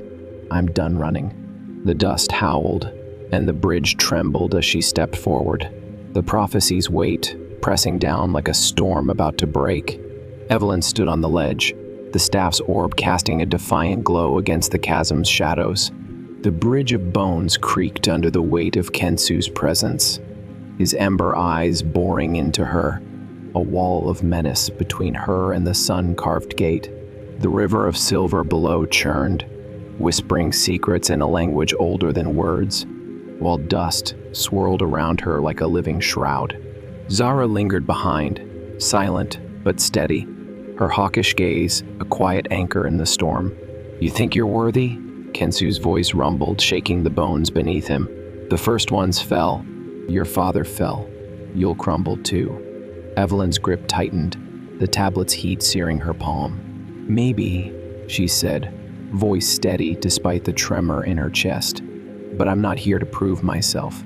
I'm here to understand. She thought of her father, his frantic scribbles, his vanished laughter, the man who chased truth until it consumed him. This wasn't about glory or power. It was about finishing what he'd started, not for him, but through him. Kensu laughed, a sound like grinding stone. Understanding is a burden, not a gift. The dust doesn't care for your heart. It tests it, breaks it, buries it. Then let it try. She shot back, stepping onto the bridge. The bones clacked, brittle and ancient, and the river's whispers grew louder, threading into her mind. Seek the light, not the flame. She froze, the staff pulsing, its orb dimming, then surging as if responding. Kensu lunged, shadows coiling from his hands, but she swung the staff, light slashing through the dark. He recoiled, snarling, and the bridge swayed. Zara's voice cut through the chaos. The gate, girl. It's the heart, not the fight. Evelyn glanced back. Zara's cane glowed faintly, a beacon in the haze. Trusting her, Evelyn bolted, bones cracking underfoot, the river rising in silvery tendrils that lashed at her heels. Kensu roared, but she reached the gate, slamming the staff against its sun-etched surface. The world dissolved in a burst of light, and she fell not into the chasm, but through it, landing on soft sand under a sky of endless stars. The staff stood upright beside her, orb glowing gently, and the tablet lay open, its script shifting into a story she could read. The first one's built to save, not to destroy. The dust is choice. The veil is time. 7 stars mark the cycle's end, bind it with blood, free it with will. She rose, the desert stretching infinite around her, pyramids rising and falling in the distance like breaths of the earth. A figure approached, not Kensu, not her father, but the starry silhouette from her visions, its cloak shimmering with constellations. Its voice was a chorus, soft yet vast. You've crossed the threshold, seeker. The reckoning is yours to shape. Shape, she echoed, heart pounding. I don't even know what it is. The figure gestured, and the sand rippled, forming a vision, a world of red skies and dust storms, cities lost, then reborn, lush, vibrant, alive. The dust is renewal, it said, a cleansing fire. The first ones faced it and chose fear, sealing it behind the veil. Your kind faces it now. Will you bind it again, or let it run? Her mind raced. The tablets, the staff, the blood, all tools of a choice her ancestors dodged. She saw her father's face in the sand, smiling, then Marcus's, bruised but determined, and Zara's, wise and unyielding. This wasn't about her alone, it was about them, about everyone under that crimson sky. I can't decide for the world, she said, voice breaking. That's too big. No one does, the figure replied. You decide for yourself, and the world follows. It pointed to the staff, blood binds. Will freeze. Choose. The stars above spiraled, the 7th flaring brightest, and the ground trembled, dust rising in waves. She thought of Crane's greed, Kensu's rigidity, her father's obsession, all paths that led to ruin. Then she saw Zara's words, summer, warning, and a chance, not doom, but possibility. She pressed her bleeding hand to the orb, whispering, I choose will. The staff blazed, light flooding the desert, and the dust surged not to destroy, but to dance, swirling into shapes of hope, rivers flowing, fields blooming, faces she'd never know smiling under a clear sky. The figure nodded, fading, and the sand settled, leaving her alone with the staff, now dark, its power spent. A hand gripped her shoulder, Marcus, battered but grinning. You're insane, you know that? Behind him, Zara emerged, nodding approval. The gate loomed, open now, revealing the tunnel back to Giza, the crimson sky fading to dusk. What happened? Marcus asked, eyeing the staff. I let it go, Evelyn said, a weight lifting from her chest. The dust, it's not the end. It's a beginning, Zara chuckled. Your father would have been proud. He sought the truth. You lived it. They climbed back, the plateau silent under a normal night, the pyramids standing sentinel, as always. Evelyn clutched the tablet, its script now still, a record of a choice made. The prophecy wasn't solved, it was rewritten, not with blood, but with courage. Days later, Evelyn sat in her tent, the staff propped against a chair, a relic of a battle won not with force, but with faith. Marcus nursed a coffee, recounting their escape to a wide-eyed local crew, while Zara vanished into the desert, her parting words lingering. The dust sleeps, but the stars don't. The tablet lay open, its final line etched deep. The seeker's will turns the wheel. She stepped outside, the Giza night cool and vast, stars winking above. The world hadn't ended, not yet. The reckoning wasn't a cataclysm, but a mirror, reflecting what humanity chose to see. Her father had chased it to his grave. She'd faced it and walked away, not with answers, but with purpose. The first ones hadn't failed, they'd left a legacy of hope, buried under sand and time, waiting for someone to claim it. A faint breeze stirred, carrying a whisper of dust, and Evelyn smiled. It wasn't over, the stars still turned, the cycle still spun. But for now, the veil held, not as a cage, but as a promise that every choice mattered, every step forward, a spark against the dark. She'd bound nothing, freed everything, and the world stretched ahead, fragile, flawed and beautiful. Story 4. The Kailasa Temple. The sun hung low over the Ellora Plateau, a bruised orange disk bleeding into the hazy Indian sky. Dust swirled around Dr. Elena Harper's boots as she stepped out of the battered jeep, her hazel eyes narrowing against the glare. The air smelled of dry earth and something older, something that clung to the back of her throat like forgotten incense. Before her loomed the Kailasa Temple, a monolith of shadow and stone carved straight out of the basalt cliffside. Its towers jutted upward like the jagged teeth of some ancient beast, frozen mid-roar. Elena adjusted her satchel, the weight of her notebook and tools a familiar comfort. She'd spent years chasing whispers of lost wonders, but this was different. The temple wasn't just a marvel of human hands. It was a riddle etched into the earth, a mystery that defied every textbook she'd ever read. "Careful where you tread, Doctor," came a voice, smooth as silk and sharp as a blade. Elena turned to see Vikram Desai leaning against the jeep, his dark eyes glinting with amusement, a local guide and self-proclaimed historian. Vikram had a way of making every sentence sound like a warning. His linen shirt was rolled to the elbows, revealing forearms etched with faded tattoo symbols. Elena couldn't place but felt oddly familiar. "The priests say this place doesn't belong to us. It belongs to them." "Them?" Elena raised an eyebrow, brushing a strand of auburn hair from her face. "You mean the Rashtrakutas? The dynasty that built this in the 8th century? Vikram smirked, pushing off the jeep. "Sure, if you believe a few thousand men with chisels could hollow out a mountain in a single lifetime. Me? I think the old stories are closer to the truth. Shiva himself carved this temple with a little help from the heavens." Elena rolled her eyes but couldn't suppress a shiver. She'd heard the myths' tales of divine architects, of tools that sang with otherworldly power. The Kailasa Temple, part of the Ellora Caves, was a UNESCO marvel, a 1,200-year-old sanctuary dedicated to Lord Shiva. 34 monasteries and temples sprawled across the site, but Kailasa stood apart, a single rock-cut colossus that plunged 100 feet deep and stretched twice as wide. Scholars argued it was a feat of human ingenuity, a testament to the Rashtrakuta Empire's ambition.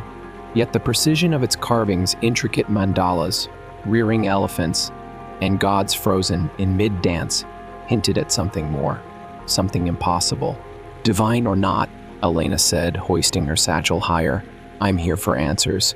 The inscriptions I found in Mumbai, those Sanskrit fragments, they point to this place. A code, Vikram. Something about a doorway to the stars." Vikram's smirk faded, his gaze flicking to the temple's shadowed entrance. "You're not the first to come looking for that. And the last guy? He didn't leave." Before Elena could press him, a shadow moved at the edge of her vision. A figure emerged from the temple's gateway, a tall, gaunt man draped in a black kurta, his face obscured by a hood. He carried a staff topped with a brass trident, its prongs glinting in the dying light.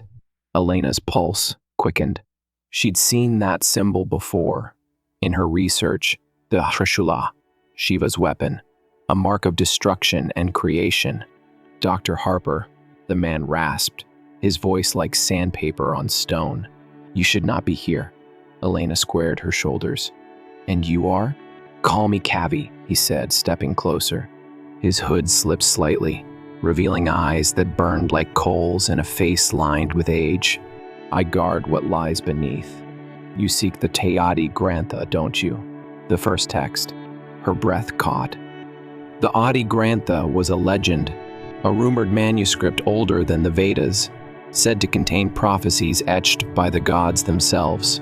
Scholars dismissed it as folklore, but Elena's Mumbai fragment stolen from a private collector mentioned it by name, alongside coordinates that led her here. She'd kept it quiet, even from her university back in Boston. If it was real, it could rewrite history. Or end it. "I'm an archaeologist," she said carefully. "I study the past, If this text exists, it belongs in a museum, not buried in a cave. Kavi's lips curled into a sneer. The past?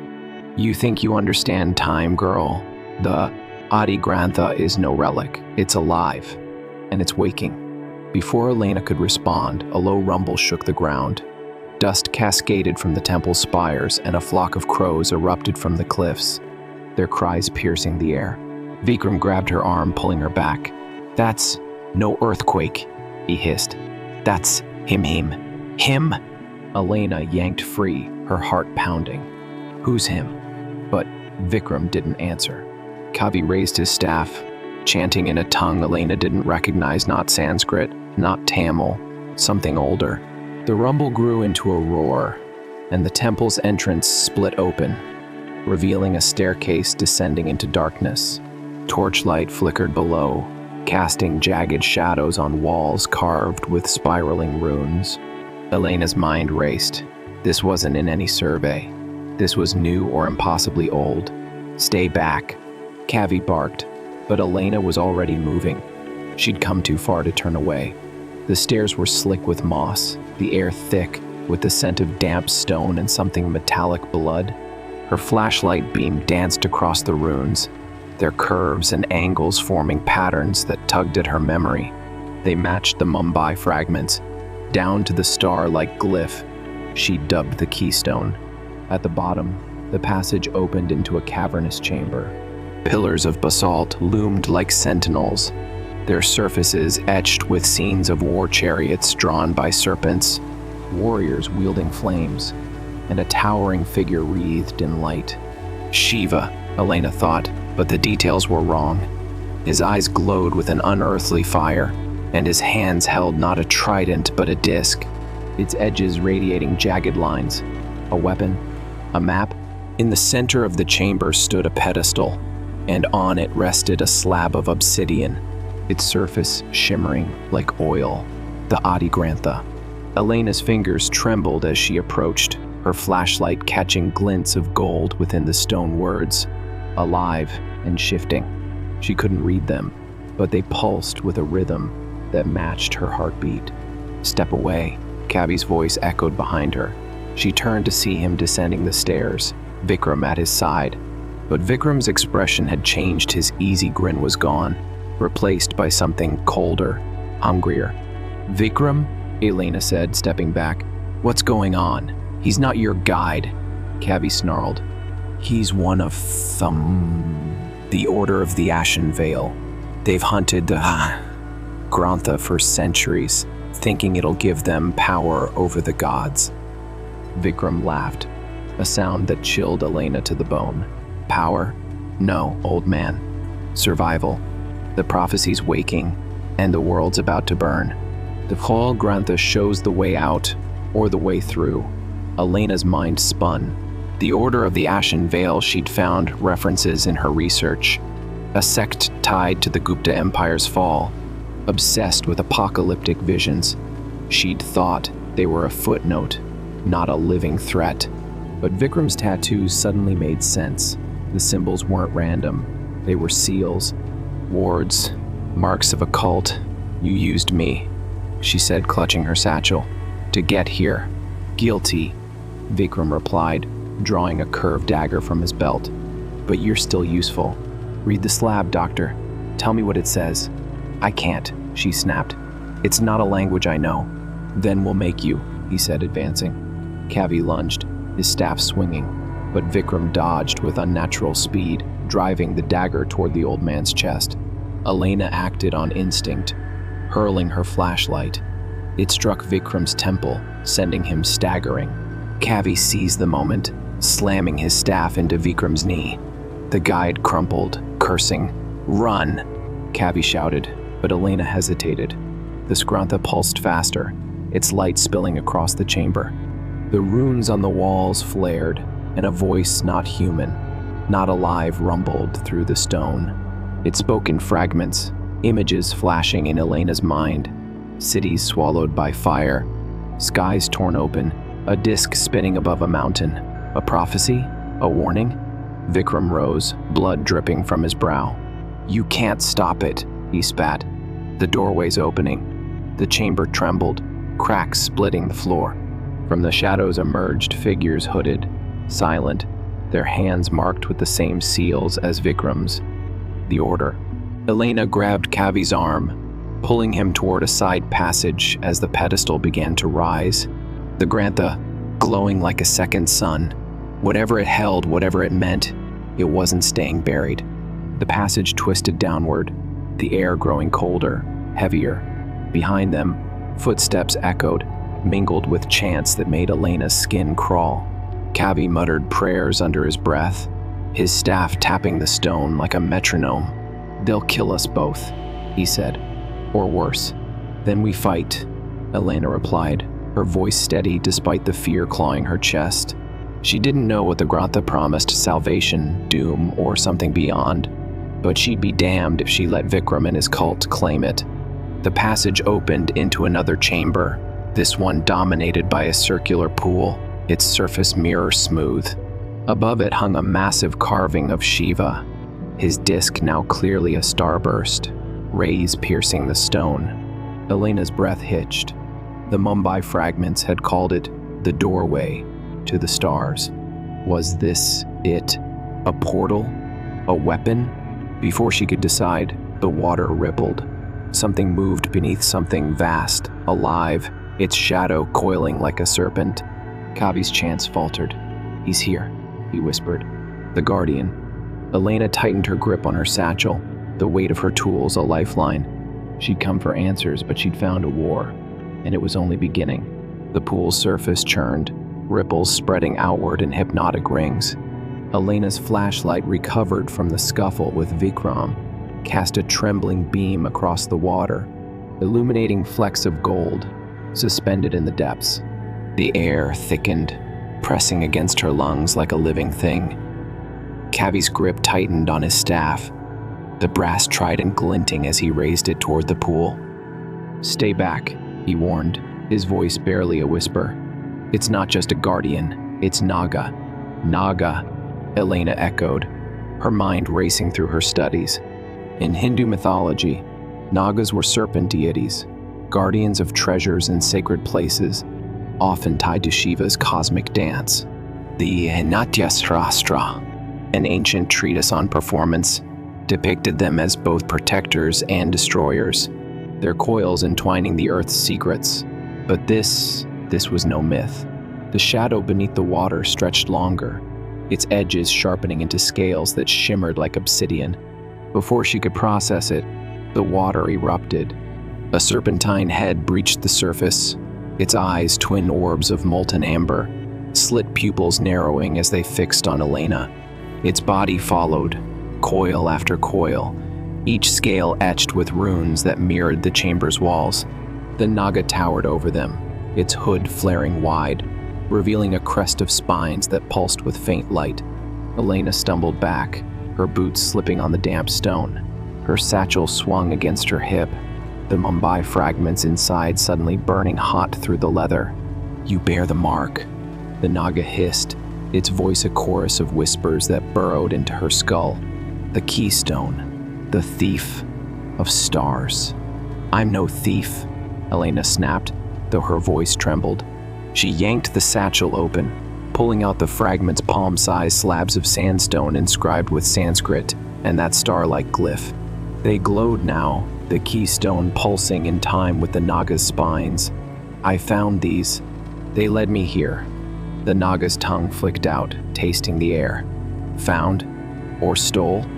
The Adi Grantha calls to its own. You woke it, mortal, and now it wakes him." "Him?"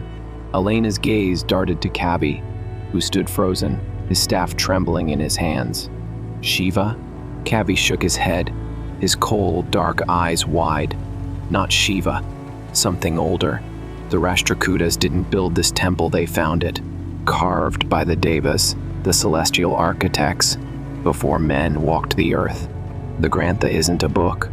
It's a lock, and you've turned the key." A scream echoed from the passage behind them, Vikram's voice, raw with rage. The order was closing in. Elena's pulse hammered as she weighed her options. Face the Naga or the cult. Neither seemed promising. The serpent lunged, its jaws gaping, but Cavi thrust his staff forward, the trident flaring with a burst of silver light. The Naga recoiled, hissing, its coils thrashing against the pool's edge. "Run!" Cavi shouted, shoving Elena toward a narrow crevice in the chamber's wall. She didn't argue this time, squeezing through the gap as stone scraped her shoulders. The air beyond was colder, laced with a metallic tang that stung her nose. Her flashlight revealed a tunnel, its walls smooth as glass, etched with more rune spirals, stars, and a recurring motif of a disk piercing the sky. The Adi Grantha's prophecy, she realized. But what did it mean? Cavi followed, his breathing ragged. "The Naga won't follow," he panted. "It's bound to the pool. But the Order, they'll tear this place apart to find you." "Why me?" Elena demanded, spinning to face him. "What's this market talked about?" Cavi hesitated, then tapped her satchel. "The fragments. They're not just stone. They're pieces of the Trigrantha's shell shattered when the Deva sealed it here. You touch them, read them. Now you're part of it." Elena's stomach dropped. She'd handled the fragments barehanded in Mumbai, tracing their lines with her fingers. Had they changed her? Her skin prickled, a faint hum buzzing in her bones. Before she could press Cavi further, the tunnel shuddered. Dust rained from the ceiling, and a distant roar not the Nagas rumbled through the stone. It was deeper, angrier, like the earth itself was waking. The tunnel sloped upward, opening into a balcony carved into the cliffside. Below sprawled the Kailasa temple's courtyard, its spires piercing the twilight sky. But something was wrong. The air shimmered, heat rising in waves from the central shrine. The pedestal with the Hadi Grantha had risen higher, now floating above the ground, its obsidian surface fracturing. Golden light poured from the cracks, illuminating figures in black kurtas, the Order circling it like vultures. Vikram stood at their center, his dagger raised, chanting words that twisted the air into knots. "They're breaking the seal," Cavi said, his voice tight. "If they succeed, the doorway opens." "To the stars?" Elena asked, recalling the prophecy's phrase. "To something," Cavi corrected. "The Grantha speaks of a fire that falls from the sky, a cleansing. The Order thinks it's their salvation. I think it's our end." Elena's mind flashed to historical parallels texts like the Mahabharata, with its tales of divine weapons raining destruction. The Vimana Shastra, a debated manuscript, described flying machines wielded by gods. Could the Hagrantha be a record of that power, encoded in stone? Her archaeologist's curiosity warred with a growing dread. She wasn't just uncovering history, she was unleashing it. A shadow fell across the balcony. Elena turned to see a woman emerge from the tunnel's mouth, her sari a deep crimson that gleamed like blood in the dim light. Her face was ageless, her eyes sharp as obsidian, and a silver pendant hung at her throat, a miniature trident. She moved with a grace that felt wrong, too fluid, like water given form. "You're late," the woman said, her voice a low purr. "The dance has begun." Cavi stiffened. "Lalita, you're with them?" "No," she replied, her gaze flicking to Elena. "I'm with her, the keystone bearer. The Order's fools think they control this, but they're moths to a flame. You, girl, you're the spark." Elena bristled. "I'm not your pawn." "Who are you?" Lalita smiled, revealing teeth too sharp to be human. "A watcher, a guide. Call me what you will. The Devas left me here when they sealed the Grantha. I've waited a long time for someone to claim it." Another roar shook the cliff, and the shrine below erupted in light. The Tadi Grantha shattered fully, its pieces spiraling upward like a swarm of golden bees. The air tore open, a rift forming above the temple, a disk of fire and shadow, spinning with a sound like 1,000 screams. Vikram's chant faltered, his face paling as the Order scattered. Something emerged from the rift, a shape vast and indistinct, its edges bleeding into the night. Elena's fragments burned hotter, searing her hands through the satchel. She dropped them, and they skittered across the balcony, glowing brighter. The runes on the walls flared in response, and the shape in the rift turned, its gaze impossible, alive, locking onto her. The hum in her bones became a song, a melody of stars and ash. Lolita laughed, a sound like breaking glass. See? It knows you. The fire comes, Keystone. Will you stop it or wield it? Below, Vikram rallied the order, his dagger slashing the air as he shouted commands. The Naga burst from the shrine's base, its coils lashing at the cultists, buying Elena moments. Kavi grabbed her arm, pulling her back from the edge. We need to move, he urged. The tunnel, there's another chamber, a way to fight this. But Elena's eyes stayed on the rift, on the shape growing clearer wings, eyes, a crown of flames. The Grantha's prophecy wasn't a warning, it was a summons, and she'd answered it. The balcony cracked beneath her feet, the temple groaning as the rift widened. Lolita vanished into the shadows, her laughter lingering. Kavi dragged Elena toward the tunnel, but she resisted, her mind reeling with questions. What was the shape, a god, a weapon, and why her? As they stumbled into the darkness, the song in her bones grew louder, pulling her deeper into the mystery and the war that awaited. The tunnel twisted like a serpent's spine, its glassy walls reflecting Elena's flashlight in fractured shards of light. Her boots pounded the stone, each step echoing with the frantic rhythm of her heartbeat. Kavi ran beside her, his staff tapping a staccato beat, his breath coming in sharp gasps. Behind them, the roar of the rift swelled a guttural howl that shook the earth and rattled Elena's teeth. The song in her bones pulsed louder, a melody of fire and ruin that drowned out her thoughts. She clutched the Mumbai fragments tighter, their heat seeping through her satchel, branding her hip. Whatever she'd unleashed, it wasn't letting go. The tunnel spat them into a chamber vast enough to swallow the temple above. The ceiling arched into a dome, its surface a mosaic of carved stars constellations. Elena didn't recognize, their lines jagged and alien. At the center stood a circular platform, its edge ringed with pillars topped by stone lotuses, their petals curling inward as if guarding a secret. A faint hum emanated from the platform, vibrating through the floor, and Elena's fragments answered, glowing brighter until they burned her fingers through the leather. What is this place?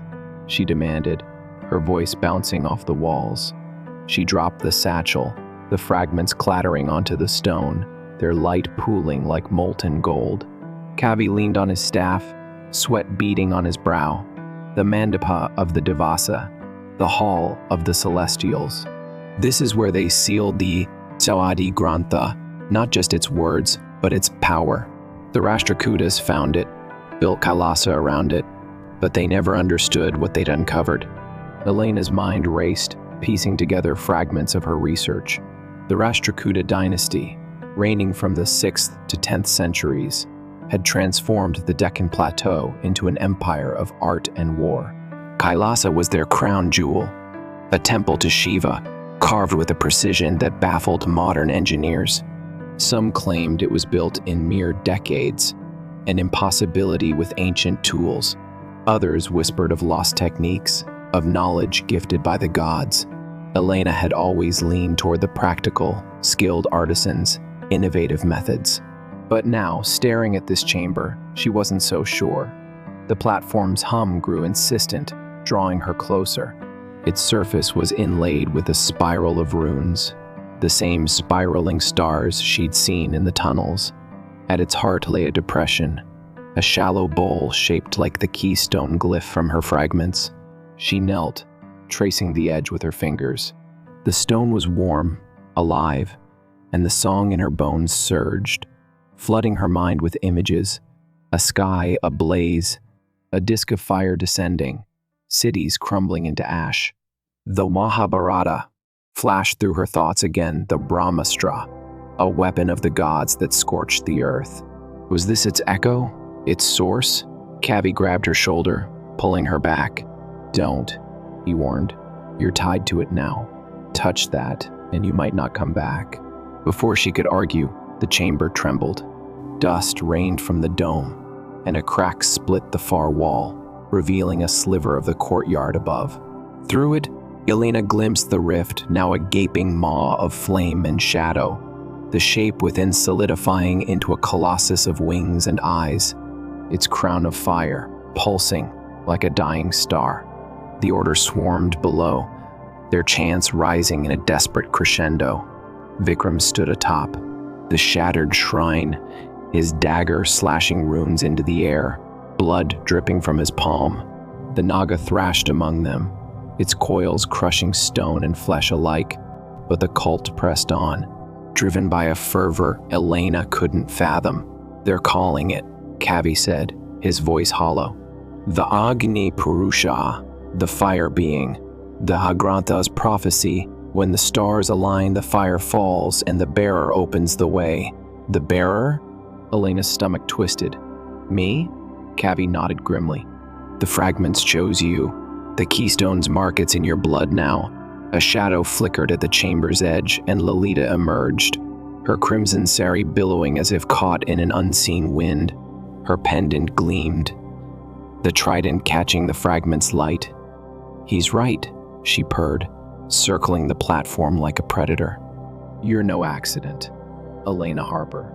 The Devas foresaw this immortal to bridge their world and yours. The Order wants to burn it all down, but you could wield it." "Wield what?" Elena snapped, rising to her feet. "A weapon? A god? I'm an archaeologist, not a damn messiah." Lolita's smile widened, her teeth glinting. "You think this is about labels? The Agni Purusha isn't just fire, it's change. Creation through destruction, like Shiva's dance. The Drantha holds its reins, and you hold the Grantha."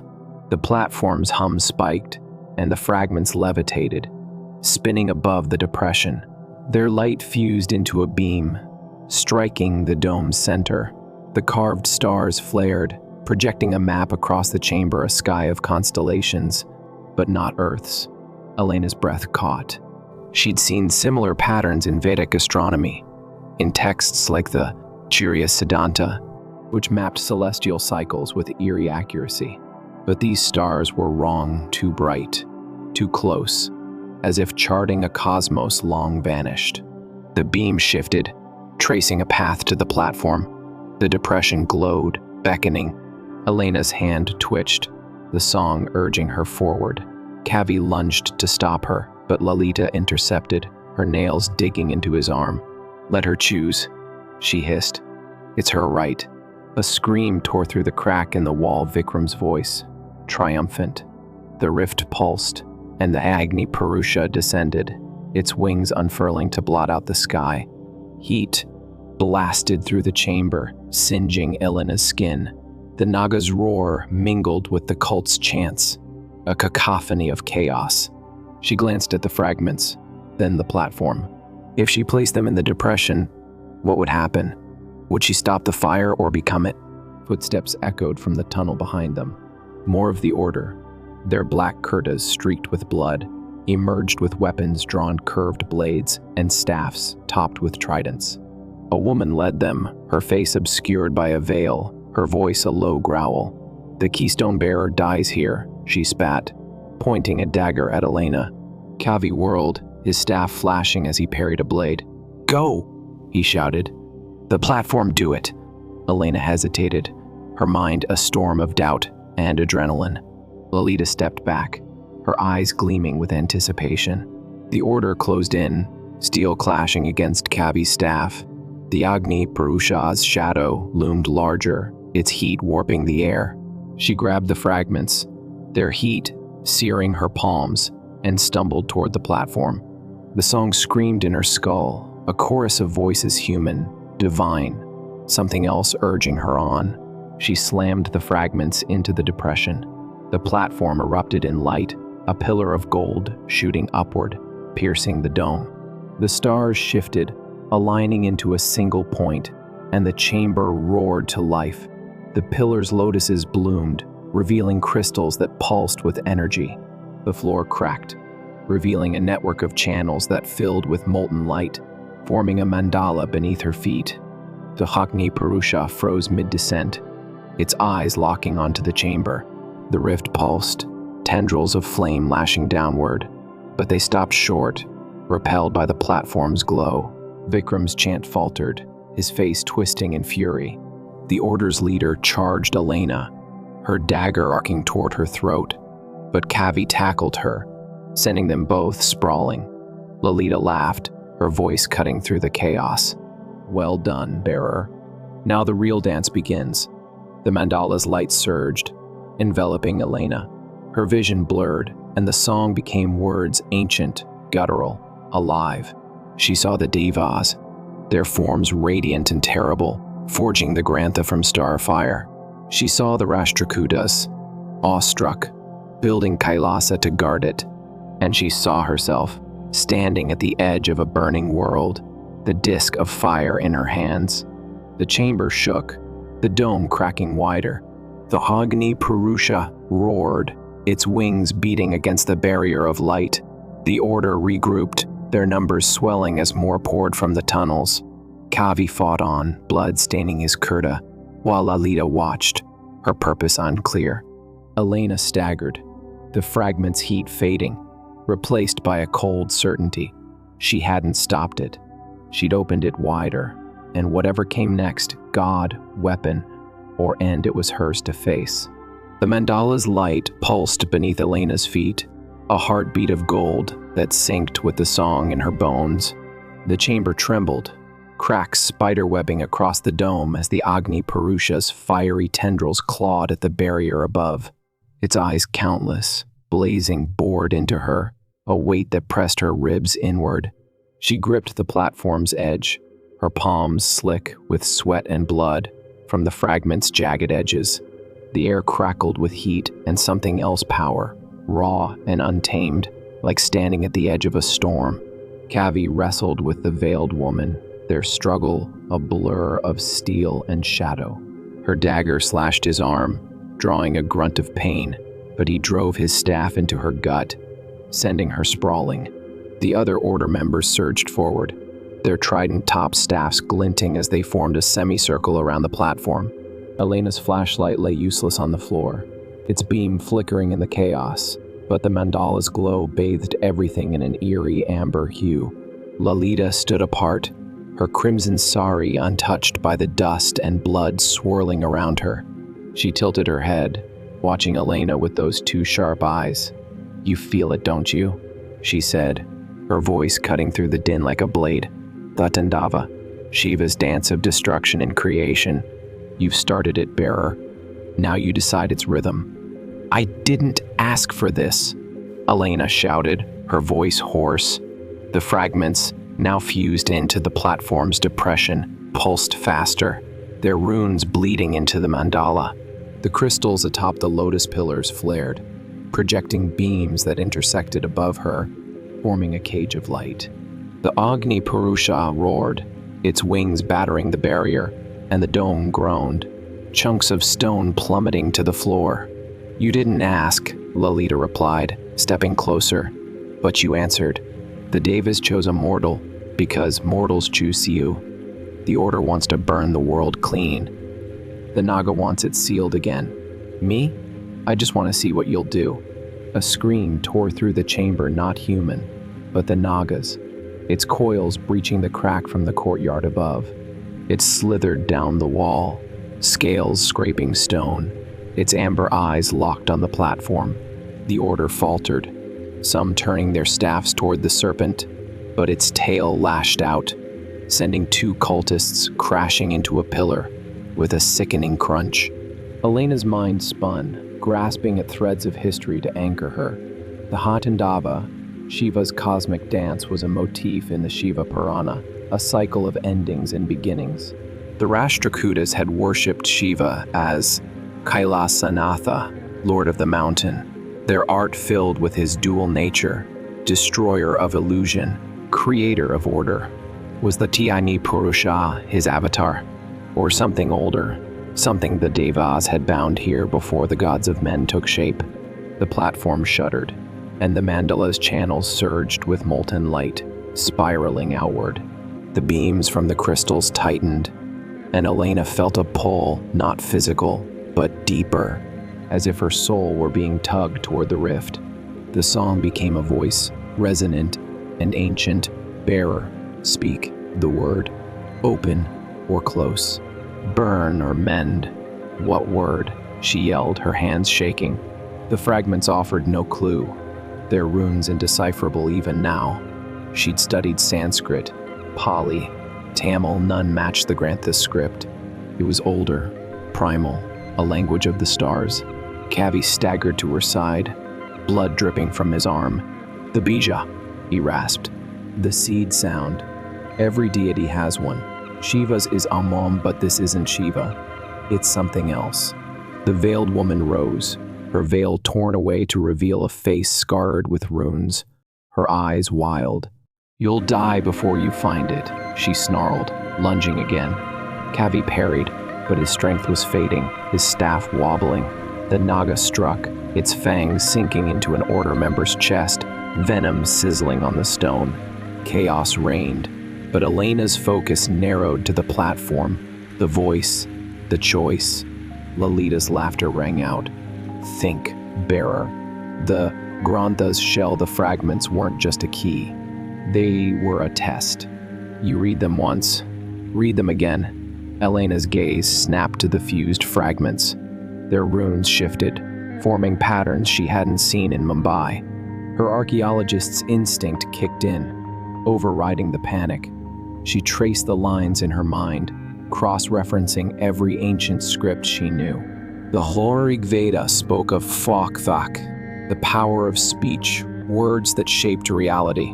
The A-D hinted at sounds that bound the cosmos. And then it clicked a glyph she dismissed as decorative, a curve with 3 prongs, like a flame within a circle. It wasn't Sanskrit. It was Tamil Brahmi, an ancestor script used by the Cholas and Pandyas centuries after the Rashtrakutas. A sound, K-A, K-A, she whispered, testing it. The platform trembled, the mandala's light flaring. The Agni Purusha's roar softened, its wings slowing. The Naga paused, its hood flaring wider. Again, Kavi shouted, dodging a trident thrust. Louder. Ka, Elena yelled, her voice echoing off the dome. The crystals pulsed, the beams tightening into a single point above her. The rift shivered, its edges contracting, but the Che Agni Purusha pressed harder, its crown of flames blazing brighter. The order's chants grew frantic, Vikram's voice rising from the courtyard. No, she can't stop it. The veiled woman broke free, her dagger slashing toward Elena's throat. Instinct took over. Elena ducked, grabbing the woman's wrist and twisting. The blade clattered to the stone, and Elena kicked it away, adrenaline surging. Kavi finished the fight, his staff cracking against the woman's skull. She crumpled, motionless. But the victory was short-lived. The dome split fully, raining boulders that shattered the pillars. The Naga coiled around the platform, its scales scraping the mandala, its eyes meeting Elena's. The word is not enough, it hissed. The bearer must beep the word. What does that mean? Elena demanded, but the Naga's tail lashed out, knocking Kavi aside. He hit the wall with a groan, his staff rolling free. The order pressed closer, their numbers thinning but relentless. Lolita stepped forward, her pendant glowing, and for the first time, her smile faded. You must merge with it, she said, her tone urgent. The Grantha isn't just a lock, it's a vessel.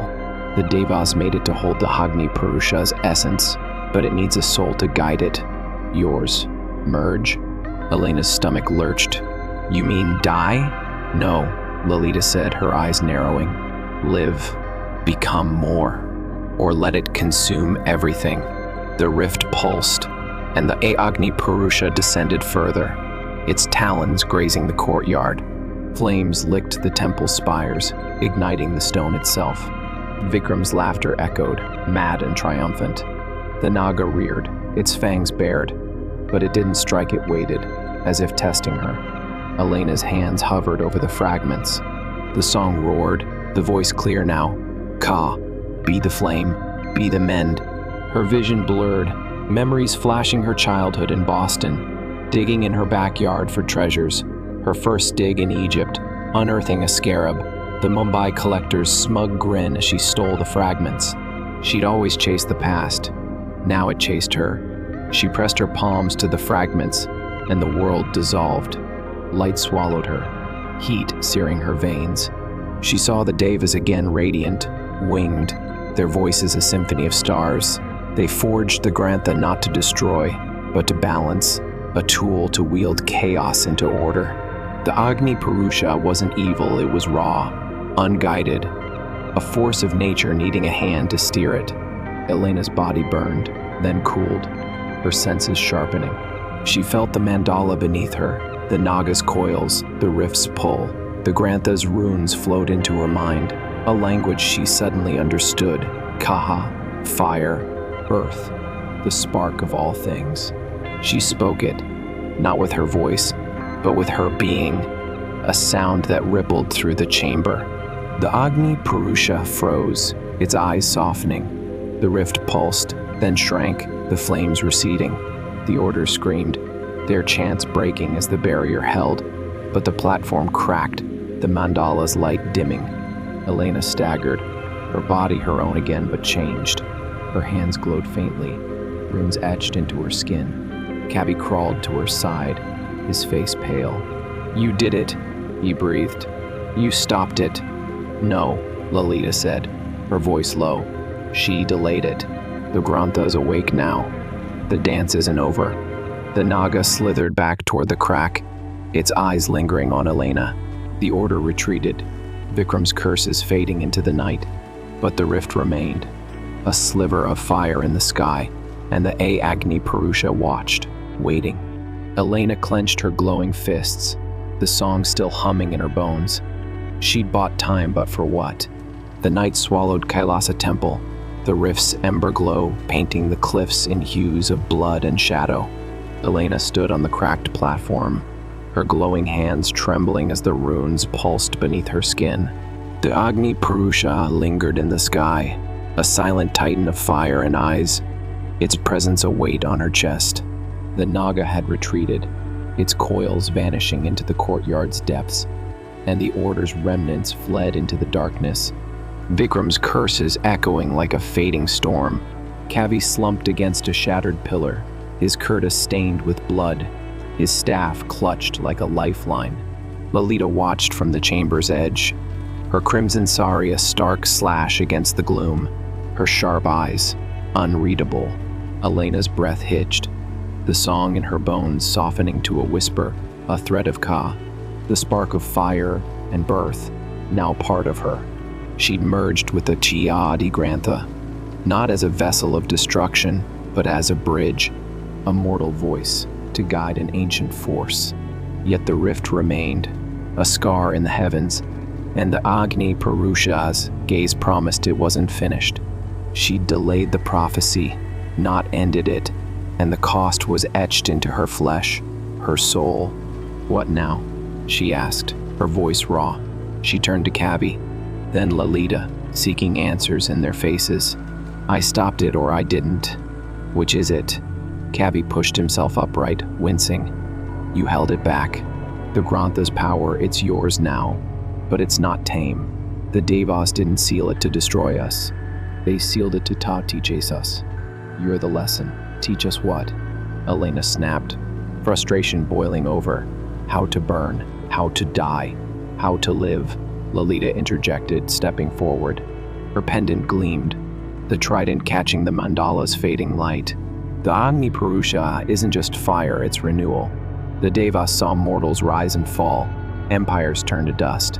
They left the Grantha as a mirror, a chance to face ourselves. "You've looked into it, bearer. What did you see?" Elena's mind flashed to the visions, the Devas forging the Grantha, the Rashtrakutas building Kailasa, the sky ablaze with a disk of flame. But beneath it all was something deeper, a cycle, not of endings, but of beginnings. The Mahabharata spoke of yugas, cosmic ages that turned like a wheel, Kali Yuga, the age of strife, giving way to renewal. Was this her role, to turn the wheel? Before she could answer, the chamber shuddered. The mandala's channels flickered, then surged anew, molten light spilling upward. The rift pulsed, and a low hum rolled through the stone, a sound like distant thunder or a heartbeat. The Agni Purusha shifted, its wings folding inward, its eyes narrowing as if listening. "It's waking again," Kavi said, his voice tight. "The order, they're not done." Elena's gaze snapped to the courtyard above. Through the dome's cracks, she saw shadows moving, black kurtas, tridents glinting, Vikram at their head.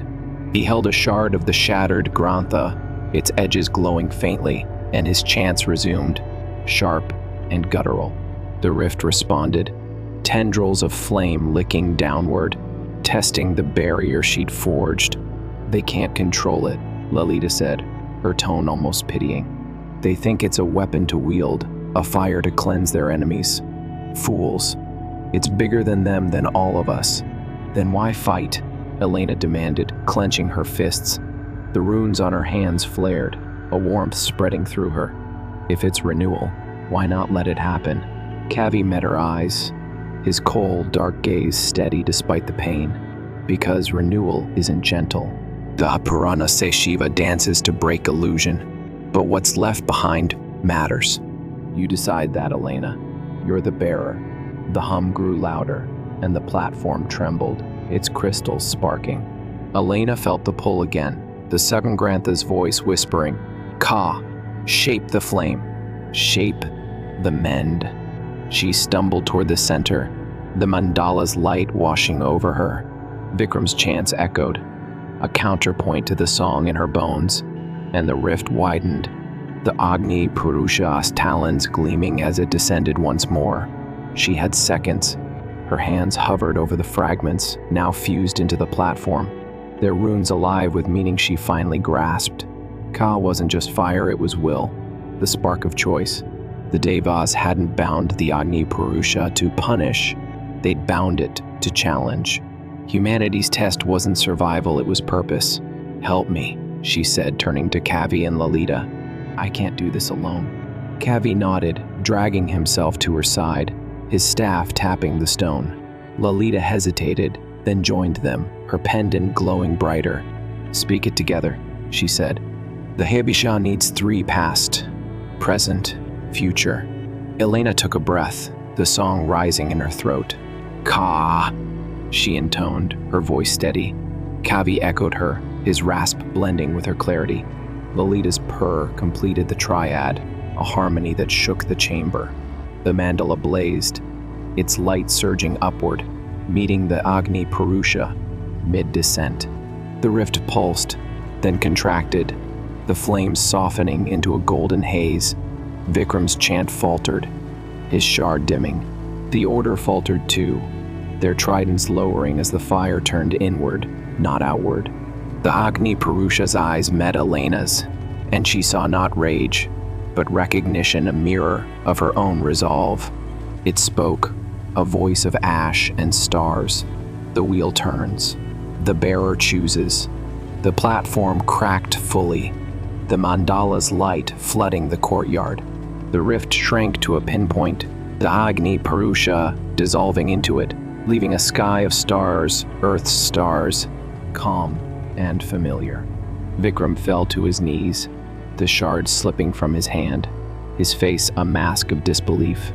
The order scattered, their purpose undone. Elena sank to the stone, exhaustion crashing over her. The runes on her hands faded, leaving faint scars, a reminder, not a burden. Kavi slumped beside her, a tired smile breaking through his pain. Lalita stood tall, her sari billowing as the chamber stilled. "It's over," Elena whispered, but Lalita shook her head. "It's begun," she corrected. "The Agranta lives in you now." The world's not done turning. Dawn crept over the Ellora plateau, a soft pink glow washing the Kailasa temple's spires. The air smelled of earth and renewal. the night's chaos fading like a dream. Elena sat on the cliff's edge, her satchel at her side, the fragments gone melded into her, into the world. Kavi rested nearby, his wounds bandaged with strips torn from his kurta, his staff propped against a rock. Lalita had vanished with the first light, her parting words a whisper. The dance is yours now. The rift was gone, the Hagni Purusha sealed not destroyed, but reshaped.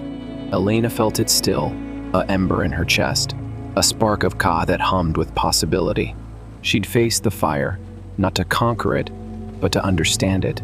The Deva's gift wasn't power, it was responsibility. A chance to guide the cycle rather than break it. Kavi stirred, his voice soft. You didn't burn the world, Doctor. You mended it. Not alone, she replied, meeting his gaze. You carried the past. Lalita saw the future. I just chose the present. He chuckled, wincing at the effort. A good choice. The Rashtrakutas built this place to honor Shiva, but you made it mean something more. Elena looked out at the temple, its carvings softened by morning light. The Grantha's prophecy hadn't been doom. It had been a question. What will you do with the flame? She'd answered with balance, not destruction. And the world turned on, scarred but whole. Below, villagers emerged, drawn by the night's tremors. They gazed at Kailasa with awe, unaware of the war fought within its depths. Elena smiled faintly.